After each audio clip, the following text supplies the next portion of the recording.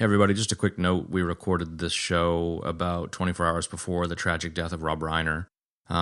We had a chat and feel like, the conversation was a very good tribute to the movie in general and him and his career. Anyways, it's obviously terrible what happened, and our hearts are with the Reiner family. Hey, Miss Fallon, look here. Stand by. One for C-Lab, two for Troy Eagle, three for Mohlvie to round out the trio. In this episode, everybody dies. Broadcasting live from inside the Power Band, this is The Blah. In this episode, everybody dies. I'm your host, the Mohlvie, along with my super companions. Head in a jar, Higo, also known as Richard Doofus.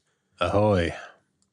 And of course, the man, the myth, the legend, the Slab 2 Weeks. Hello. I, of course, will be going by the name Arkenstone this week. The best name. And this week we have a very special guest, folks. We have a very special guest, and that would be our good friend of the show, Funk Baggus. Howdy. You might know Baggus from other episodes, such as The Key. That's right. Welcome to the show. Thank you. Plum tickled to be here. Oh, good. We're so glad to have you. And this week we've got a special, little bit of a special episode, folks, at home. We're going to be doing the 1986 classic film Stand By Me, directed by Rob Reiner, starring Will Wheaton, Corey Feldman, Jerry O'Connell, and, of course, River Phoenix, as well as Cusack, Kiefer Sutherland, and a few other people. In addition to that, Funk Baggus and I had the opportunity this past week, or last week rather, to see the very first date on the Stand By Me live tour that had Jerry O'Connell, Corey Feldman, and Will Wheaton. It was a screening of the film, and then we had about an hour or so of, just sort of Q&A and anecdotes and whatnot after that. And it was quite an experience, so we thought it would be great to have Funk Baggus on and just talk about that and the movie, because it's such a great film. Rock and roll. That's it. Yeah. We've been talking about it off and on for years now, so it was. We have, yeah. Yeah, I find you were mentioning it last week and frothing about it, and I just find it like I'm jealous as fuck, I guess, is maybe what I would say. Right on. I mean, I feel like you guys should lead the charge. Like, can you talk about the thing a bit, or what? How do you want to do it? Well, I don't know, man. Should we just high level it like normal, and then maybe we'll get into that, or what? Sure. Hey, Okay. why not? Why not? Why not? Slab, why don't you go first? Okay. We had been talking about this for a long time. I've been wanting to revisit it for a long time. And then my wifey Pooh and I watched it maybe a month ago, maybe 2 months ago. She doesn't really watch any of the shit that I watch. So, like, this is probably the only movie that we've ever done that she's also been interested in. In that 1 percentile? Yeah. Yeah, unless we do, like, Biodome or something, or, like, Encino Man, she's not interested. Wow. So we watched this again, and it hits very different as an adult in a good way and in a kind of wistful way. But I don't know, it's like a 10 out of 10 perfect kind of film. Like, it's just such a legendary moment in my childhood in terms of, I don't know when I watched this at first. I probably was around the age of these kids. I am tempted to sit down and watch it with my kid. It's probably still a little early for him, but I don't know. It just feels like it's a formative movie for the kids and characters, and it was also a formative movie for me just as a, like, I don't know, distillation of Americana and, like, my own upbringing. And then seeing it as Richard Doofus, like, seeing it from the perspective of an adult was kind of wild, And that's pretty much the highest level. I'm sure we'll get into the details. Chad, the highest level.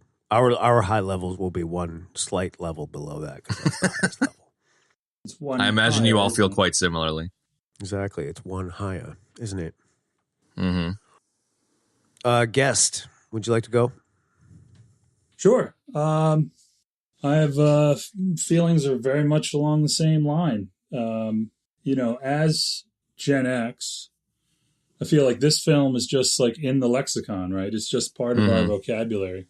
Absolutely. And if you think about being a kid, a Gen X kid, and summers and going to the movies, I mean, it's Stand By Me, Goonies, Karate Kid, Lost Boys. I mean, that's the vocabulary. So for me, this was a big nostalgia thing. I don't think I saw this in the theater. I don't remember where I saw it, probably HBO or something. But I remember it was kind of alluring at the time because the stars, the actors, were our age, kids like us, but the rating was R.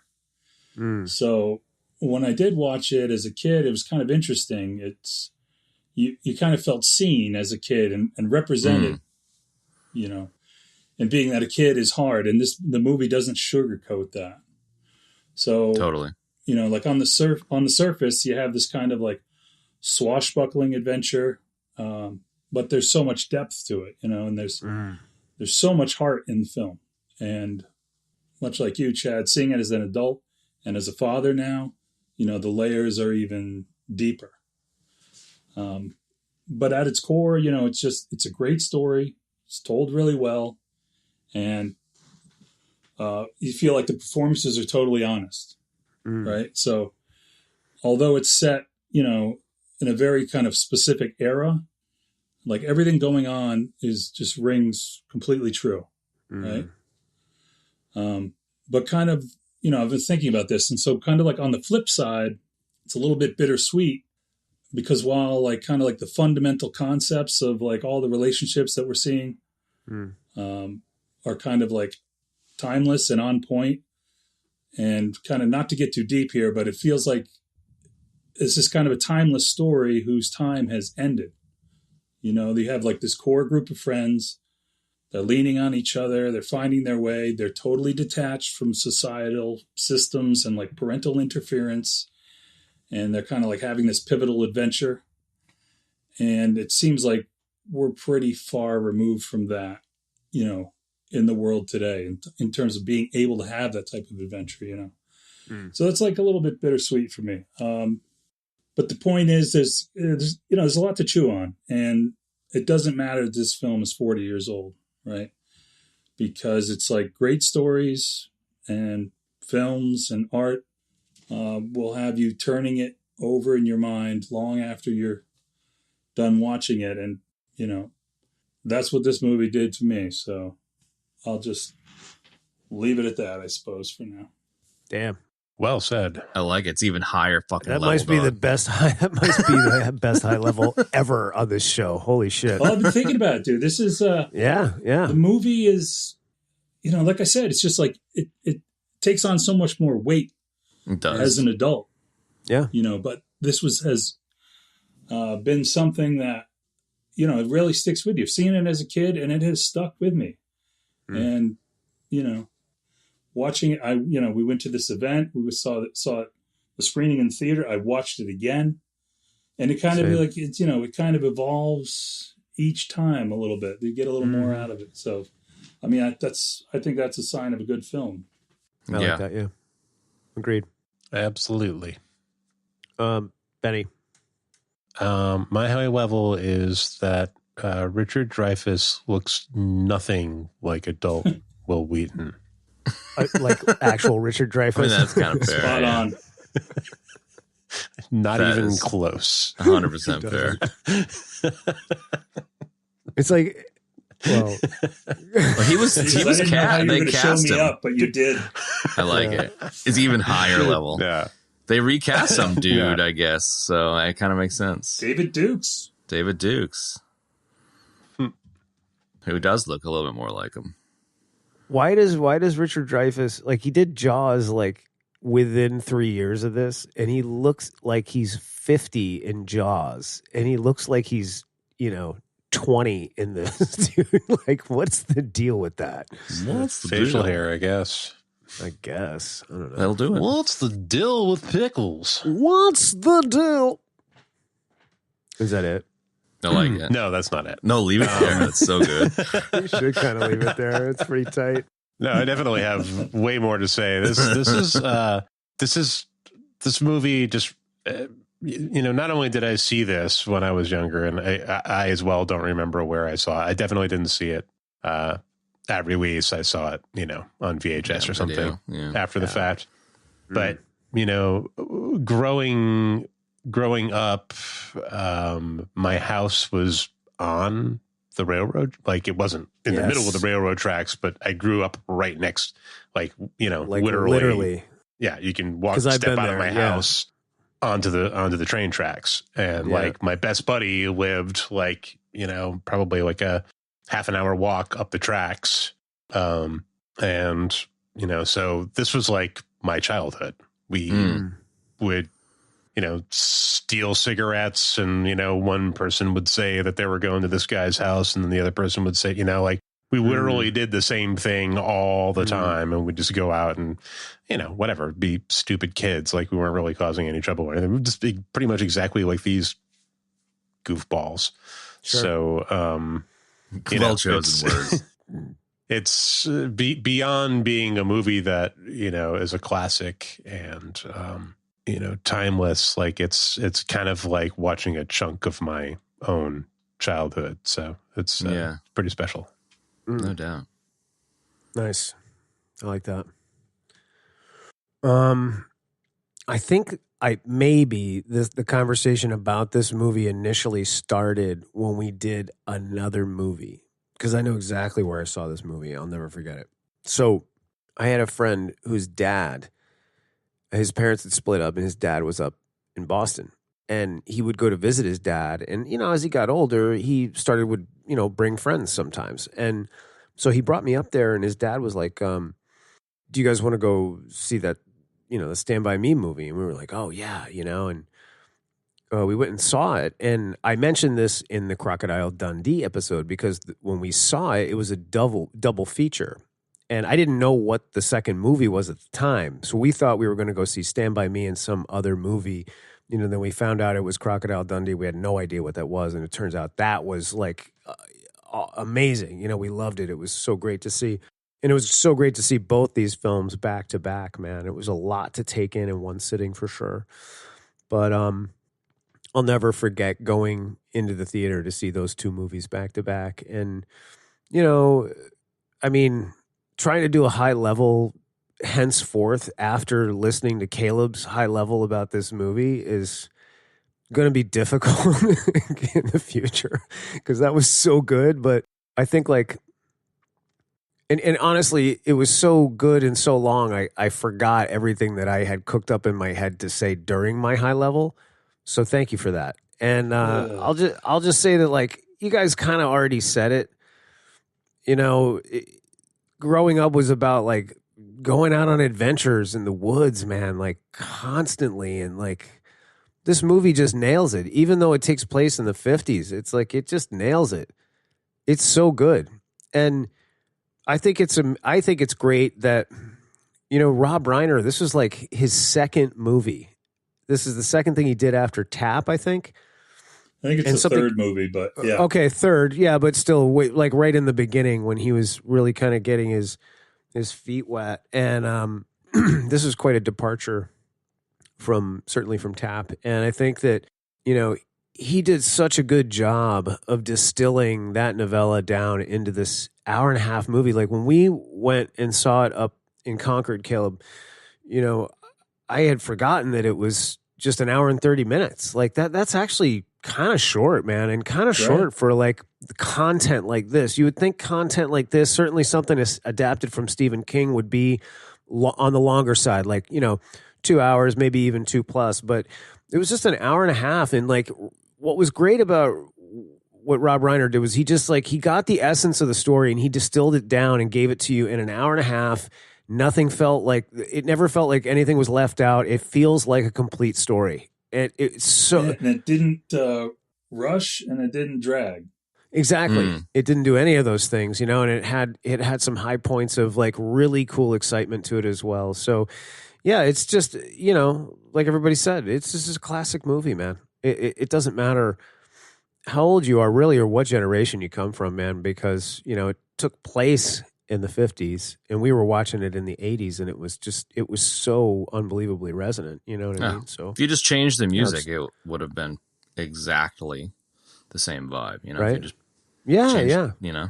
I liked your double feature. It reminds me, like, so much of this movie just like mirrors real life, and maybe that's why it's such a legendary film, is just how much of it has echoed. Like, I mean, I'm sure we'll get into it, but the like River Phoenix's character is, has an untimely death, and then River Phoenix has an untimely death. Like there's just like so much crazy shit that echoes. And when you said the double feature, like the idea of Crocodile Dundee and this is just such a weird idea, like it's like such a weird combo. It's almost like someone decided to stick them together because they were like the hotness, and like they're just tonally very different, and yet if you're a 12-year-old in the theater, you would love potentially both of them for different reasons. And totally. like I feel like when you're a kid, you're probably just getting the surface level of Stand By Me because you don't know the broader context. I mean, I think I'm kind of wrong. I think when Baggus was talking about, the fact that it doesn't sugarcoat childhood, and Benny was saying that I think it was Benny, maybe. No, it was Baggus, that you feel seen as a kid. Like you do have the kind of blinders pulled back as a kid watching this, I think, but not to such an extent that you wouldn't also be like, yeah, crocodiles, like you kind of miss the true depth of it until maybe you watch it as an adult. And so I don't know. I really kind of like that dichotomy. I feel like, but as a kid, there's something there. Yeah, but you don't quite have the context, Yeah. I don't think you have the words, the vocabulary, but I think you get the feeling when you're watching it as a kid, the weight of it.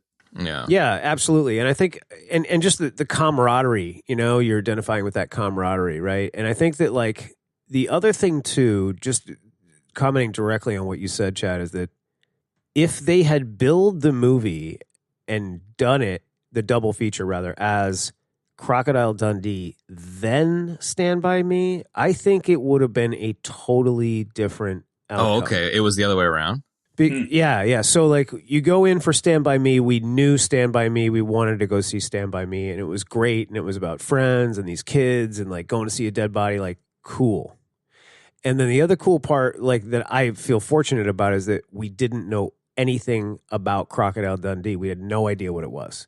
So then to follow up that, like, sort of more tonally heavy movie with something that's like lighter and full of like cool action, man, and this like wild guy from Australia, that worked.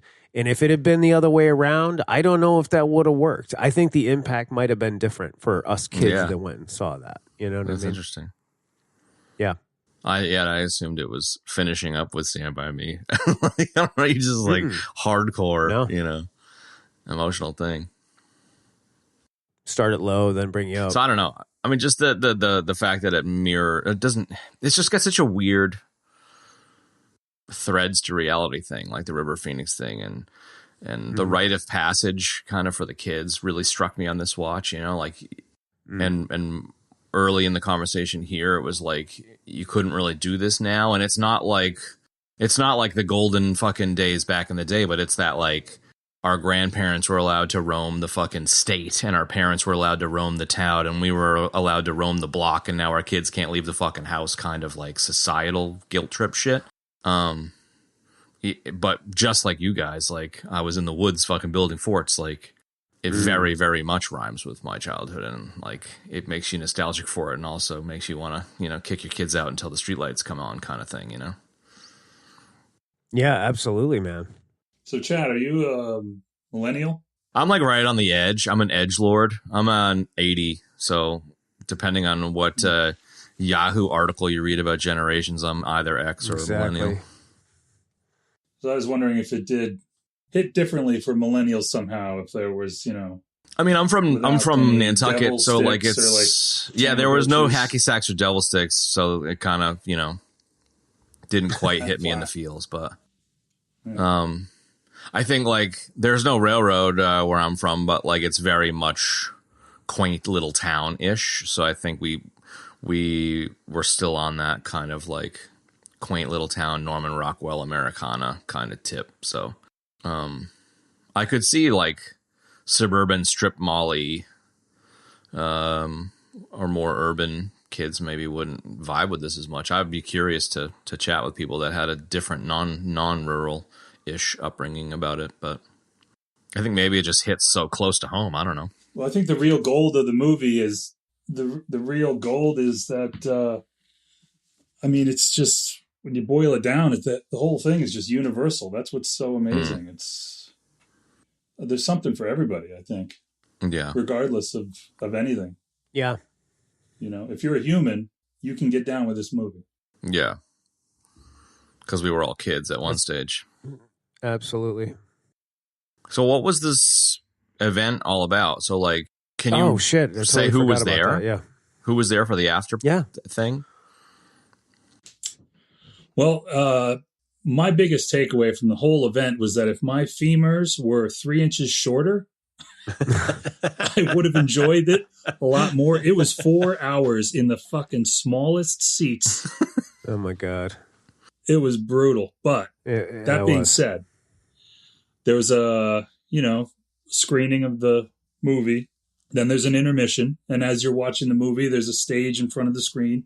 There were originally 3 chairs, and somebody brought out a 4th chair that was for River. And then there's an intermission. And then, Kev, who was the host? Dan Pasternak? The interviewer? I think that was his name. I don't remember. A producer type guy. Professional ass kisser. Pretty much. And he kind of, winds up the crowd a little bit. And then they bring Will Wheaton, Corey Feldman, and Jerry O'Connell out. Yes, much fanfare. Jerry O'Connell is wearing his clothes from the fucking movie. No way. No shit. He's wearing the shirt. He's got the pants, which are, obviously he's got new pants, but they're khakis, and but he's got the original shirt on. Mm. He was like the hype guy crazy for the whole thing. Yeah. So I want to jump in here and just say that while we were there, and he was telling me how much he loved the seating in the place, I mentioned that they redid the Dreamland Theater in Nantucket. And when they did, after all those years and all that money and all that bullshit, the seats were too close together, too fucking uncomfortable, which was sort of a universal complaint from everybody, man. And this place was just like that. It was brutal. And so keep in mind too that I drove 3 hours to Concord, got there 5 minutes before it started, got out of the car, went and sat down in the theater for another, whatever it was, 4 hours, then got up. We went outside. I got back in my car and drove 3 hours. You fetched your knife out of the snowbank that you had to stash. Yeah, that's right. I had a pocket knife, and the lady at the door asked me if I had any weapons on me, and there was a cop there, so I copped to it. And she's like, "Can you go like put that in the bushes or something?" And I was like, "Really?" And she was like, "Yeah." And I was like, "Okay, yeah, I guess." Like, I mean, why that's not? legit like, of her to not be like a weirdo about it. I like that she totally, was cool about it. legit. And I thought her suggestion was weird. And then I was like, wait, why not? And then I just went around the corner and stuffed it in a snowbank, and then I went and fished it out later. So I like, love that. it was that knife was I got. funny. Ben, remember when we were talking about having like a little flipper knife, and you were like, I can't stop playing with it. And then I got one like the next week. It was that knife, right? And so, and I didn't want to lose it because it has this really, really terrible like digital camo blade on it. It's just so gaudy, man. And I love it. So I stuffed it in the bushes. So anyway, like I basically was sitting down for like 12 hours straight, but it was worth every single minute and every penny we paid. Like we had no idea what we were getting into. So like, as I had told you guys and Baggus, like I had gone down and seen Ancient Aliens live, much closer to here. And it was like a very similar type of setup, man. So it was like the cast of the show, you know, the guys that comment on the theories of the show up on stage, and we had a good time. But I felt like some of the stuff was some of it was a little bit lacking. They might have could have just sort of tuned it up a little bit in terms of like what they did. And this was much different and much better. And we were also really lucky, man. Like nobody really knew what to expect, and we saw the first one, right? So fresh as fuck. Like So originally, I think as the four of us were talking, because Caleb's wife and her friend came, it was 3 shows that they had set up, and then I think by the time we were sitting in there, they had added another 5 or 6 or 7. Going as far south as North Carolina and all the way out to Seattle. So, you know, I think this was picking up steam. The place was absolutely packed, completely sold out. In fact, the guy even commented that they sold out of most of the merch for the entire tour in Concord. Yeah, so, right. Yeah, vastly underestimated the cultural relevance here. Well, the appeal of it. I mean, because when you throw something out there, it's like you really don't know what people are going to do, you know? And like just the response, I think everybody, I feel like I can safely say every single person in that theater felt the same way that the 3 of us are describing right now about this movie. So to be able to sit and watch it and then have the 3 stars of the movie watch it themselves with us in the back of the place for the first time since they were kids. And, you know, a couple of them commented that they had never even seen it with an audience. Yeah, that's wild. It was very cool. I'll stop there and let Caleb talk some more if he wants. No, that was it. Like, when they divulged that they had, first of all, those 3 had never watched the film together. And Jerry O'Connell, for somehow, didn't get invited to the premiere. So Will Wheaton... He was too fat. He didn't get invited because he was fat. Yeah. Right. But not have seen it with an audience since then. That's, you know... That's special. Kind of like to be in the room. Yeah, it was a powerful moment to, you know, share that with them in that small space, you know. And that's another thing too, is that the size of the place. So this was like about I would say maybe 1,000, 1,400. Yeah, 1,200 or so, I think. Yeah, 1,200. So like incredibly intimate, and it's one of these like old New England theaters, you know, and it has a proper balcony, but it's like well designed to see live theater way back when. So it lent itself well to this. It did not lend itself well to like seeing a film, to be perfectly honest. But in terms of everybody being able to see and interact, and well, not really interact, but everybody to be able to see and hear the 3 stars of the film, like, I mean, they felt so close that you could reach out and touch them. And we were sitting like 2nd row back balcony, you know, and I could see everybody very clearly, hear everybody very clearly. So it felt intimate. You felt like you were in a smaller room with them. And they all were so incredibly cordial and vulnerable and forthcoming about not only the film, but their own lives and what they were experiencing and going through in their personal lives during the filming.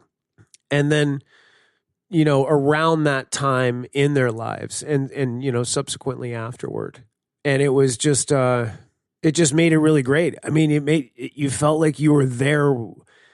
Like I said, I can't describe it any other way. Maybe Caleb can, like you felt like you were in a much smaller room, you know, the way they were. And they were all very funny. I mean, very funny. Everybody was laughing, man.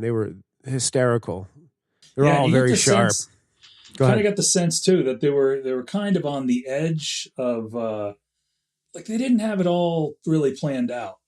They had Which is- they had a rough which is outline better. of what was, and they were just winging it. And Jerry O'Connell's like, "We're gonna be here till midnight," and whoa, and he's throwing Yeah. cherry pez out into the crowd, and Oh yeah.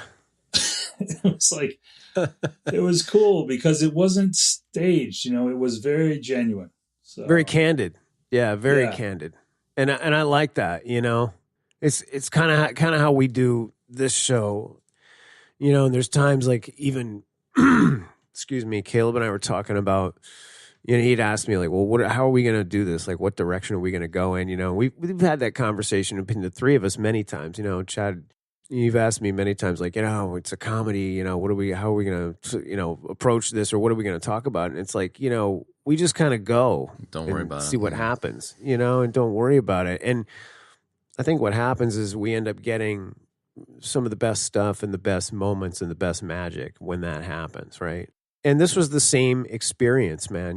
I agree. I don't think that they had planned a lot of it at all, and they were doing a lot of it off the cuff. And I think that's what the strong suit of the whole show was just doing that. I mean, I have very, very few gripes. Yeah, it was delightful. There you go. Hey. Shots fired. Boom! Shots First death in fired. the books. Write it down. So I don't know if we said this in the keep, but you off mic invented the delightful death because of how many times you heard us say delightful, I believe. So That's true. It's true. Bit of show And lore That's all there. true. Proto death. And the proto, yeah. Meta. Yeah. It's not often that people off mic get Listen. to invent deaths, but It happens. I love it. Well, I didn't fly all the way to Valverde, coach, to not get killed. So That's fair enough. I'm going to get my money's worth here. All right. Write it Fair down, enough. Kev. Got to. Came face to face with a claymore. That's it. So what else? So I was really intrigued. If we stay on the live show here, I mean, is everyone familiar with Corey Feldman's musical career? Oh yeah. Ben Yeah. is, I'm not really. Right. So you're like, how many bad things can happen to one performer, right? So I've always in the back of my mind, I'm like, is this a sham? Is this a put on? He's like, this is performance art or something. Mm. And I came away from the live Stand By Me show thinking Corey Feldman's pretty put together. And I think Yes. that whole nonsense of his musical career is just a total put on. I mean, like Joaquin Phoenix did the same thing, for a while there, for a few years. Yeah. And then, torpedo, like it was literally a performance art piece, and it like torpedoed that moment in his career, and he thinks it was a dumb decision, but it wouldn't surprise me if he was doing similar stuff. Look at Joaquin now. Keeps him relevant, I guess. I guess. I mean, I don't know, man. Go ahead, Ben. Is it really a career so much as him sort of showing up at festivals with a purple guitar and doing like, Smashing his teeth out in the microphone. completely amateur, completely amateur, like finger tapping and just, playing any note as fast as you can. Just like the nonsense of like him yelling at them to turn the house lights down and they won't turn the house lights off in a club or something. Mm. I mean, it's just ridiculous, the amount of things that go wrong. So that's my take on that anyway. I mean, maybe it is. I don't know. I haven't seen enough of videos of him doing all that stuff to know. To really You've comment seen on it probably enough accurately. clips to see that at least, in clips, he's seen to be a gigantic fucking mess of a human. So I'm glad to hear that he's well put together, just for the sake of just like not wanting people to have to be that fucked up, Like he was like Andy Dick levels of fucking crazy, Sure. I mean, I don't know. To come at it from a different angle, like, I remember watching a lot of stuff about him and Corey Haim when he started coming out and talking about, the sexual abuse and all of that stuff, and his friend being driven to drugs and then eventually ODing. That's the most sort of stuff I've watched of him in the last, I don't know, 15 or 20 years. So, you know, I can't really speak to that, but now that like we've gone through the Harvey Weinstein and the Me Too movement and all of that shit, like we know that there was some shady shit really going on. And I think that he's been somewhat vindicated, you know, over all those years of people calling him crazy and this, that, and the third. Yeah. And I would Barbara say Walters that I would, grilling him and shit. yeah, dude. And I would say that, like, you know, when you're a kid, you know, like, let's just say that all of that stuff happened that he claims, you know, and it's like if you're a kid and you grow up with that in Hollywood, and as he himself said in the live show, and like I was really blown away by him and Will Wheaton talking about how their families were abusive to them in the show. Like, I mean, that's really fucking incredible, man. And they both did that, but to be a kid and to be subjected to that while in addition being in this totally weird business, right? And acting is a weird job, and I wouldn't wish it on any kid, to be honest with you, man. And then to have your family kind of either exploiting you or abusing you on top of that, it's like, what do you turn into when you become an adult, man? Like, what the fuck do you turn into? Like, I have no idea because I don't really have a frame of reference. I'm just kind of piecing this together based on the knowledge that I have. And it's like, maybe that was his way of like trying to stay relevant, trying to do something creative. Like, I mean, having a life like that could make you completely nuts, man. And then having your best buddy who you did all these movies with OD because of the same thing. Like that's some heavy shit, man. So Yeah. I don't know, you know, like that's, I had heard of like all like the musical thing and he was doing, and I was like, well, maybe that's his just way of sort of coping with it. I have no idea. You know what I mean? But after all of the things that I said and seeing him live, like as Caleb said, like he seems really put together. And for somebody to go through that level of shit when you're a kid, much less an adult, and then to be getting up on that stage at like, literally he's the same age as I am. It's like, and he seems like he's got it sorted and figured out and he's like living his life. It's like, I applaud that, man. And then to come and share it with 1,400 people, and he's going to do that 8, 10, however many more times they do that show. You know what I mean? Like, that's pretty incredible. No doubt. Sorry, that was a little He brought long-winded. the prosthetic ear with him. Oh, He did. That's awesome. Yeah. Yeah. And Jerry O'Connell had the comb. He did. I love it. Yeah, this is looking at some pictures from the event. Looked really cool. Definitely. I kind of, when I saw It's like, how many times I don't know. It was kind of like a Gen X moment too, where it's like, I don't know, you congregate and you've all had the kind of same experience and we shared this pop culture thing together. And I don't know, kind of felt momentous, you know? So money well spent, I think. Oh, fucking A. I mean, it sounds like short of like major milestones in your life of, you know, whatever. Like I got laser eye surgery back in the day and was like, best fucking $6,000 I ever spent. You know, like there's no better way to spend money than on like bettering yourself. Yeah. And like, I would argue that there's a pretty decent way to pitch this as like, you walk into that theater and then you walk out a slightly different person. Like just like a couple of things have flipped, a couple of switches have flipped because of that shared experience. Sure. Like, I think that actually is kind of like a distillation of what movies and theater are in the purest form. Is like sometimes everyone walks out a different person. And I think that sounds like one of those experiences. And like that's fucking magic, you know, like, and even if it's not a live show, like, yeah, I don't know. I think like not to go super fucking edgelord nerdy, but like I went into the Matrix cold, didn't know anything about it, had been traveling. And so I came back and my friend's like, yo, we're going to see this movie. And I walked out of that movie different, you know, just like, whoa, you can make movies like that, or like Pulp Fiction, or, you know, like it's different than what we're talking about now. But like even just experiencing a movie, sometimes you can be different afterwards. And you could argue pretty strongly that this is one of them, maybe. Maybe not because of how young I was when I experienced it. Maybe I didn't know that I had actually. I guess maybe like that's it. Is like watching this a couple months ago. I didn't realize just how much of it was core. Like, oh, that's where this is from. Oh, that's where that's from. Oh, that's why I always say that. You know, and like I just didn't recognize how much of it had like seeped its way into who I am. You know what I mean? Like, and I feel like it's probably similar for you guys too. Absolutely. Mm-hmm. Yeah. The term wet end, Yeah. I got from this movie. I still say that from time to time.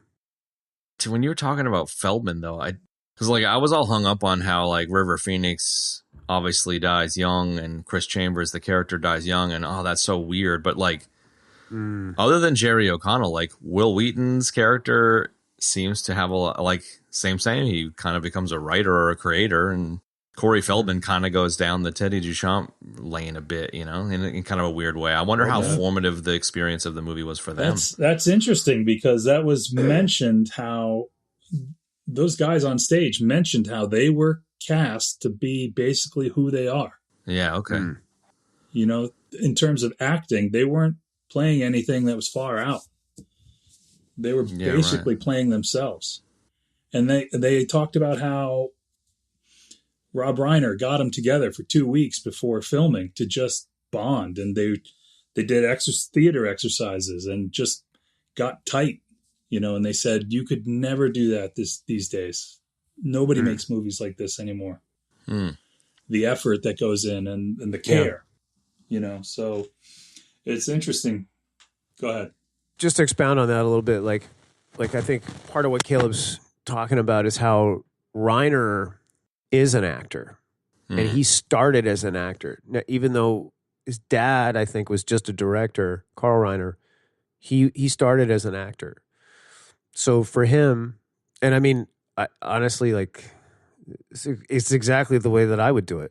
In the one movie that I did with John was an actor, so he did a lot of things similar. You know what I mean? We would rehearse scenes. You know what I mean? And like, or they would rehearse scenes. I wasn't really doing much of anything, but that's exactly the way I would do it too, because that's how you do it in the theater. And so Rob set it up very much like, sort of sitcom or theater rehearsals, because he had spent so much time on All in the Family and whatnot. You know what I mean? So I think that, that played a big part of it, him being an actor for sure. And to take it a bit further, like, what I find kind of interesting and meta about the whole thing is that, we all basically said in the high level that this is what it was like. Benny lived right near the tracks. His buddy was, he had to walk down the tracks to get there. And it was like, I was in the woods constantly. You know what I mean? Ditto Chad, ditto Caleb. And like, he got these kids together and did these sort of theater games and like all these activities to kind of bond them together. And none of these kids had a, quote, normal child life. None of these kids had probably, and maybe I'm wrong about this, but I would say less so than we did. And that their characters did. You follow what I'm saying? So like, they're portraying these kids doing this, and it wouldn't surprise me one bit if they did not have that kind of situation growing up, or less of that growing up, meaning going on adventures with your 4 close buddies, that sort of thing. Yeah. But what's even weirder about it is that they were able to do it on the movie, on the set. Yeah. And they did do it. And it bound them together. And it comes through. Really for life. And then one of them passed away. And Gordy's character at the end, and I don't love the way that it's written. I feel like now as an adult, when he writes, I never had friends like I did when I was 12. I feel like he should have that's where it should have ended, right there at the end of that sentence. And he added the Jesus does anyone. But like, I don't know. It's just kind of crazy to me that like Will experienced exploitation and abuse. So did Corey. River, I can't really say. I don't think Jerry, but like, I know they all didn't experience what their characters experienced, that kind of childhood. But then some crazy how they did in the course of making the film. Sure. And they did it, and they captured it so beautifully and so well. And then it's like immortalized on film forever. And like so many people have seen this since. And now second generations have seen it and identified with it in the same way and loved it in the same way. So well, I find that all very interesting. Totally. And they also had like, I agree. They probably did have a formative experience coming out of making the movie, but just like the movie where they're standing at the end and like, okay, see you guys later. And the town seems a little bit smaller. Like they, after this movie, didn't have a normal childhood anymore because they're fucking kids in the movies, So like even that just echoes the idea of like, yeah, we drifted apart, or whatnot. Yeah, it's really such a wild series of events that, it's amazing to be able to share in it, just like experiencing the movie, let alone being in the room with the fucking guys. Like, it's crazy. Mm-hmm. It's really crazy. They talked about how Rob Reiner had specifically the first day of shooting was the treehouse scene. Yeah. Okay. Specifically to just have them horse around. They're not doing anything too heavy. It's kind of breaking it in for each other. Yeah, breaking it in and just, becoming a gang, quote unquote gang, And there was something Will said also about the scene, one of the last scenes where River walks off, or character Chris the adventure's over and he walks off, was also very early in the shooting, and Will was saying he didn't understand the gravity of that shot, that it was like he was just like, okay, see you later, but he didn't understand that it was kind of like wrapping up the whole deal, which I thought was kind of interesting. Super interesting. You mean at the end when they split up, you mean? Yeah. Like, they're diverging. Like the journey's been had. They've kind of gelled into their paths. Mostly Gordy, I feel like. He was the most ambiguous. Like, where is he going to go? What path is he going to choose? Chris, you feel like, was more like he's got his moral compass. He knows who he's going to be, and so does Teddy. But once they come back and everything's gone down, it's kind of like now they're on their way. Now they're into the next stage. Yeah, that chapter, that like sort of post grade, like, I don't know. He said, I guess they were 12.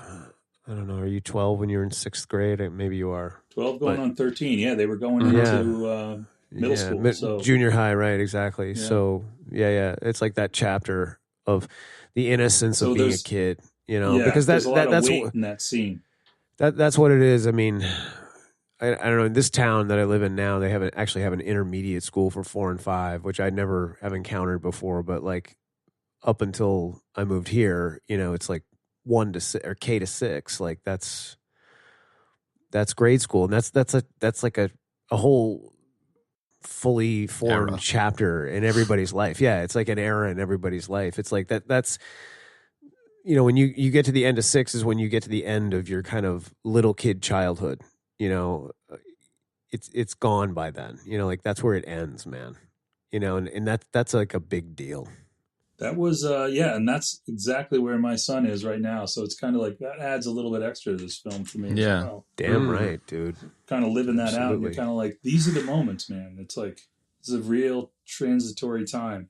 Yeah, it hits you like a fucking gut punch, to be honest. Yeah, it's heavy. Maybe it's a gut punch, but I also kind of don't know if I like it. It's kind of like, I don't know.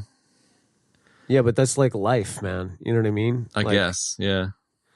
It is a gut punch sometimes, and it's like there are times where you definitely don't like it. you know, and you're just like, fuck, I gotta. But there are times where you kind of like do, you know, I don't know. Sure, absolutely. Maybe it's and the there's truth times when of you it or need something. Yeah, absolutely. There's a lot of, for me, it's a lot of the sense that like, this is what they're representing in this film is just this finite, almost magical period, you know? Yeah. And it's like you blink and it's gone. It's that summer, man. It's Yeah. It does Yes. distill down to like a couple months sometimes. but it's universal. So that's kind of what's getting back to that. That's what's so great about this movie is it kind of transcends all the setting and kind of everything that's going on. It's just, I feel like it's something that's been going on since before recorded history, you know, the rites of passage. Yeah, 100%. And, you know, and this human connection, these bonds that you form. It's like the strata of transformation. Yeah. Do you find with your kid being of that age now that there is possibility for rites of passage with kids, considering the different constraints now compared to when we were kids? Like, do you have any sort of views on it? Yeah, it's super weird, man.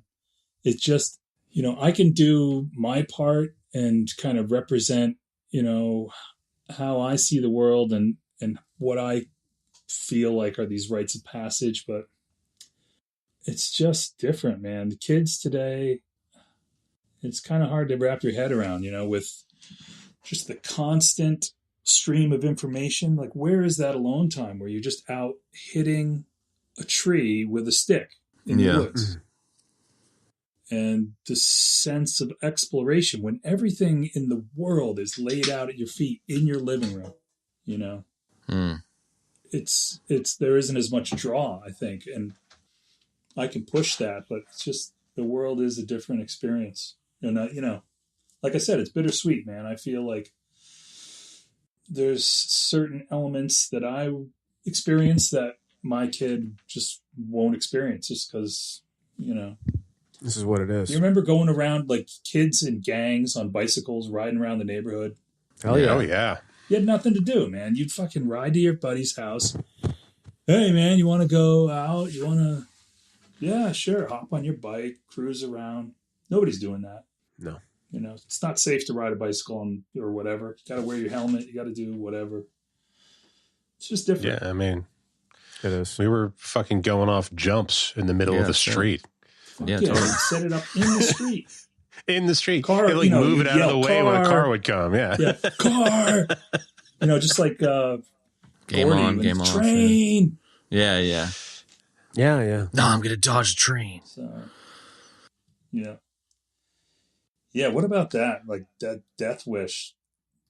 Like, what is Teddy doing there? He's just like, he idolizes his old man who has stormed the beaches, and so he's just got this death wish, or Supposed to show he can do it or something. He has courage. I guess. I feel like I think we were kind of the last generation. Like there was still some of it as we were growing up of that, like, you know, the way it was in the previous generation where it was just kind of like, you know, your dad's like a blue collar guy, you're going to be a blue collar guy. You know what I mean? Like that kind of like, you know, your family's no good, you're no good. You know, like your dad's crazy, you're going to be crazy. You know, it's like that people, it seemed like, and I could be completely fucking wrong about this, but it seemed to me with our parents' generation, that's what it was like. You know, it was kind of like you were sort of pegged on whatever your parents were. And there was I feel like there was like The world a hadn't little bit opened of up. that. Yeah, there was a little bit of that still when we were kind of coming out of high school. You know, I'm thinking about the cast of really quite a varying different bunch of people that, like, certainly me and Baggus went to school with, you know. And there were people, I don't know, I feel like some people were kind of like that and some people weren't. Some people broke out. And like you said, Chad, the world, you know, kind of opened up as we were growing up, man. We kind of watched it as we were growing up. Yeah. You know. Jobs were invented that didn't exist before. I don't know if Yeah, you but I go feel back like a couple hundred years. yeah. It's like there's 5 fucking jobs. You know, peasant is one of them. Yeah, right. It's changed a Right. bit. Peasant. It's funny. But yeah, I agree with Caleb. It's not quite like that, man. It's just not like that anymore. And it's amazing how much time and energy I spend, honestly, like encouraging those types of activities or trying to sort of massage things into sort of situations or activities like that. You know what I mean? And it's like, it's almost a fool's errand, but it's like I know that it can't really work, but I try it anyway to see if they can get some sort of semblance of that. Yeah. I have no idea, you know, and I don't even know if it's working. But I think the other thing too, to tack on to what Baggus just said, is that everything just like moves so fast. Like there literally was a difference back then. Like things, the world, the cars, everything moved slower. Yeah. And now everything moves at like this geometric, speed, yeah. fucking exponential pace. It's 100%. Scary. Now, when I was spent some time in Haiti, I was commenting, like, because I met my wife there, and, you know, we were just starting to date, and she ended up coming back to Australia to work and make some money to come back and, you know, volunteer some more or whatever. And I just remember talking to her. I think it was even just like Facebook messages or something, but it was just, you know, how was your day? Oh, I went to work. And then she'd be like, how was your day? I was like, here, these 10 things happened.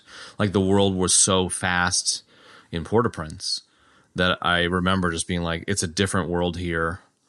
The world moves so quickly. It's so weird. And there's all this corruption that's on the surface, all this stuff that then just became all of the world. It was almost like they were ahead of the curve, you know?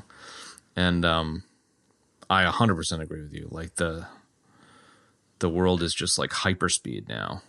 And you can't even kind of get a handle on it, you know? Because like you guys have slightly older kids than I do. And I feel like, you know, my eldest is just about to turn 7 or 8 actually. And I'm still like clinging on to the hope that I can like guide the rite of passage thing, but I just think it's kind of a fool's errand. And the only kind of thing that I think that's the issue though, is that's us as parents intervening and guiding. Yeah. And this film it's not. They're guiding each other. Yeah, exactly. Yeah. It's a thing that So you either that's catch piece the wave or you missing. don't. And that's a big difference between today and yesterday. Yeah. Is us guiding ourselves, the kids guiding themselves in the film, us guiding ourselves, and us guiding the kids today. Tribally speaking, it was guided. You know, most indigenous tribes in like the Amazon or whatever, like the rites of passage are structures. It's like a specific thing that happens at a specific time.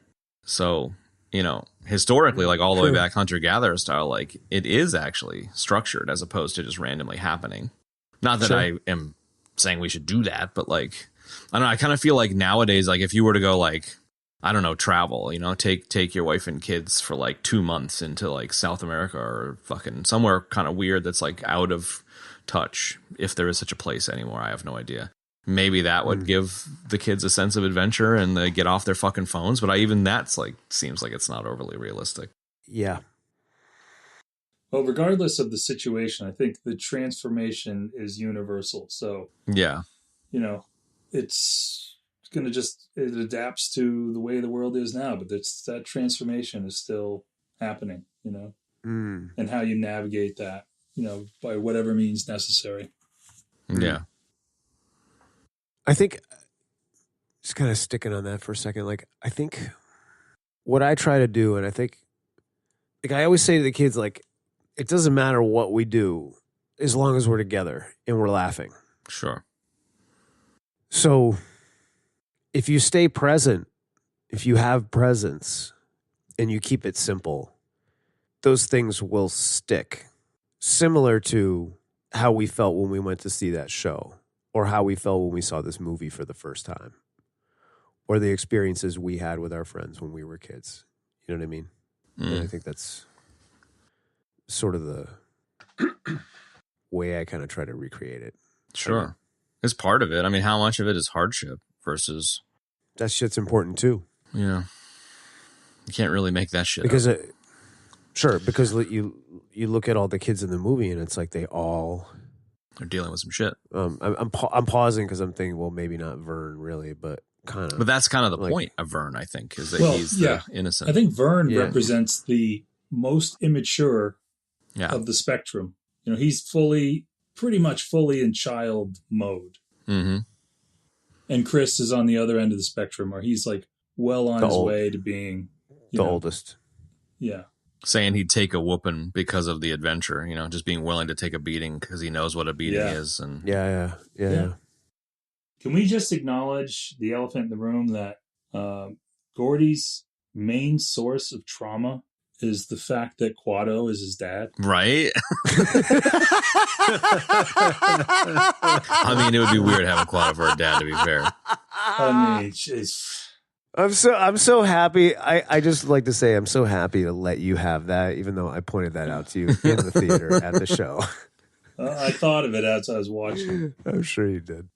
Not that his brother died or anything. But No. his dad was actually His Quado. dad is Yeah, Quado. no, I mean, Yeah. when he saw him Marshall come out of the Bell. shower and he's got that Weird little, person. I mean, coming it adds another layer to that horror of seeing your dad come out of the shower. You know, Yeah, no doubt. Absolutely. But I feel like Quado But I mean, would have really- also been fathering him, being like, go clean your room, you know? Like,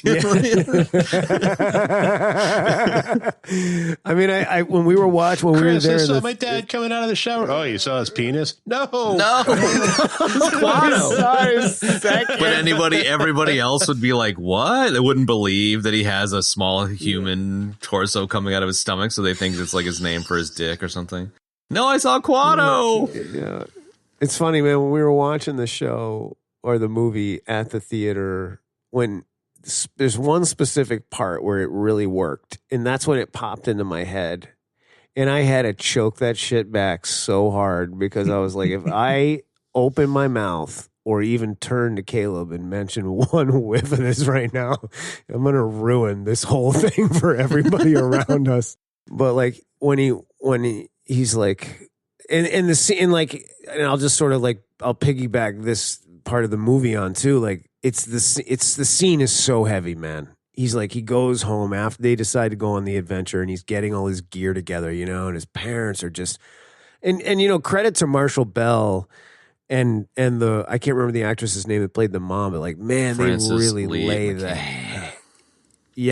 they really lay the heavy on that scene, dude. Yeah. And Gardening. you can like feel zombies. the weight of it. Yeah, exactly. And like, I remember seeing that when I was a kid, and I was like, this is so fucking heavy duty, man. You know, like you could really feel it, and that's a great thing.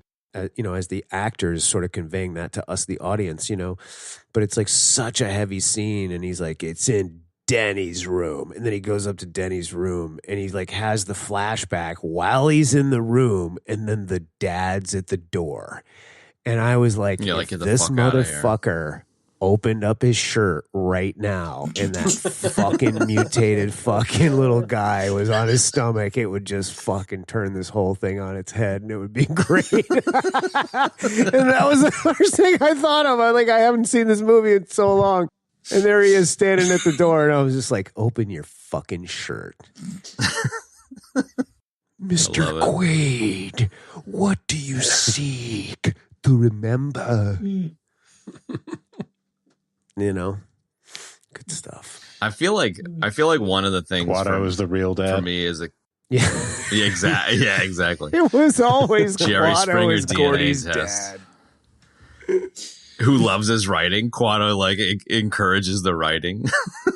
Right. The dad hates Gordy, but Quado loves Gordy. Show me one of your news stories you've been working on.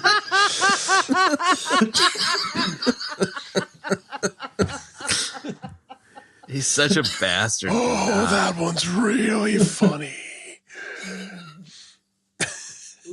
Oh my god, dude. That was good. I felt the most for Gordy, actually. Like I don't know, like I never really gotten the shit kicked out of me other than like the little, you know, bits that happen to everybody. But like Gordy's is just like a normal fucking good kid. And then like the fucking deli guy's like, yeah, I lost a brother in Korea, you know, where you playing football, you little homo. You know, it's just like, leave the kid alone, man. Fuck. It's just so, I hate that small town shit, you know. It's like, fuck you guys. It's man. not just, it's that, and it's also that generational shit. That's the way it was back then, you know. Coming off the war, those I guess. kids just had to take it too. Yeah, they did. That was it. Yeah, talk about growing a thick skin. My God, dude. You know, like that was rough. That scene at the table, man, really kind of hit me. Where it's, you know, his Gordy brother's wrote a trying to story? like, Yeah. you know, and the dad's like, oh, you know, yeah, it's a big game, you know, and then the mom's like, oh, Janie's nice. He's shut the fuck up, woman. Distract him from his game. It's just like, holy shit, man. Yeah. I told you before. Quado talks about Gordy with his stories. Exactly. I talked to Denny. Oh my God. Yeah, the mom had like 2 or 3 lines. She killed it though. And yeah, but that was something I wanted to touch on too, is how this is like so male POV, you know, it's like, Absolutely. The only other female line is the kiss my grits flow coming out of the diner when they shoot the gun off. Lighting up cherry bombs. Yeah. And that's it. There's no other females or female point of view. That's true. And so I watched this with my wife, so I asked her about that. If it took her out of the movie or if she had a different experience because, you know, it's so, you know, male centric. And she said, absolutely not. You know, these are just universal themes. Yeah. You know, which kind of, it made me feel good in a way that kind of everyone's having the same experience because it's just about human connection. It's beyond gender or sex or whatever. It's just those bonds and just finding your way, which is just, you know, like I said, universal. So I thought that was interesting. I was thinking of that as I watched it. It was like, are the women getting the same thing? That's interesting. Well, you know, it just like for an early nugget, man, because I was reading the nuggets, and this is a really cool story, actually. Like, so I've totally forgot that Jerry O'Connell married Rebecca Romaine. Like until we watched the show live, like I'd completely forgotten that. Couldn't not forget like, then. Right. So like apparently this was like her favorite movie growing up. And she had like posters of it all over her walls and all this kind of thing, right? And like when they first got together, I guess they were like hanging out with her friends, like that she grew up with. And, you know, they were hanging out drinking, they got a little tipsy, and like one of her best friends growing up told him, like she had never mentioned anything to him. And her friend told him that she was like, oh, this was her favorite movie growing up, and like, you know, all this kind of thing. So, you know, that right there, you know, apparently the themes must be universal, man, you know. Well, yeah, it's pre-sexual. It's yeah, exactly. Yeah. It's like a pre-sexuality like childhood, you know. It's like a pre-teen childhood. So it kind of makes sense that it's universal because it's not focusing on boyfriend girlfriend bullshit or whatever, you know. Mm-hmm. But even their adventures, you know, like did you know any packs of girls that went out roving around in the woods? No. You know, that feels like a boy thing. To be honest, I didn't pay attention, so I have no idea. Maybe they did. I just didn't give a shit. That's true too. I was too busy doing my own shit. That's true. Yeah, it's true. I didn't pay attention, but like I don't think that was the case, you know. I mean, you get like a Goonies, you know, speaking of your high level bag, as you were saying, Goonies is in the pantheon. Like that also, I would imagine. Well, maybe not. I mean, I would assume your wife or the ladies in general love Goonies for the same reasons that we love Goonies. It's not from the male perspective per se. Like there's a ragtag team of boys and girls, you know, and it is the kissy bullshit, you know. So I don't know. Maybe it is just the universality of growing up. Maybe. I mean, I don't know. These guys, I don't know. They just like, they somehow just, they just totally, or rather, let me start over. It's very profound. No. The movie captures like that 12ness, like boys at 12 so perfectly.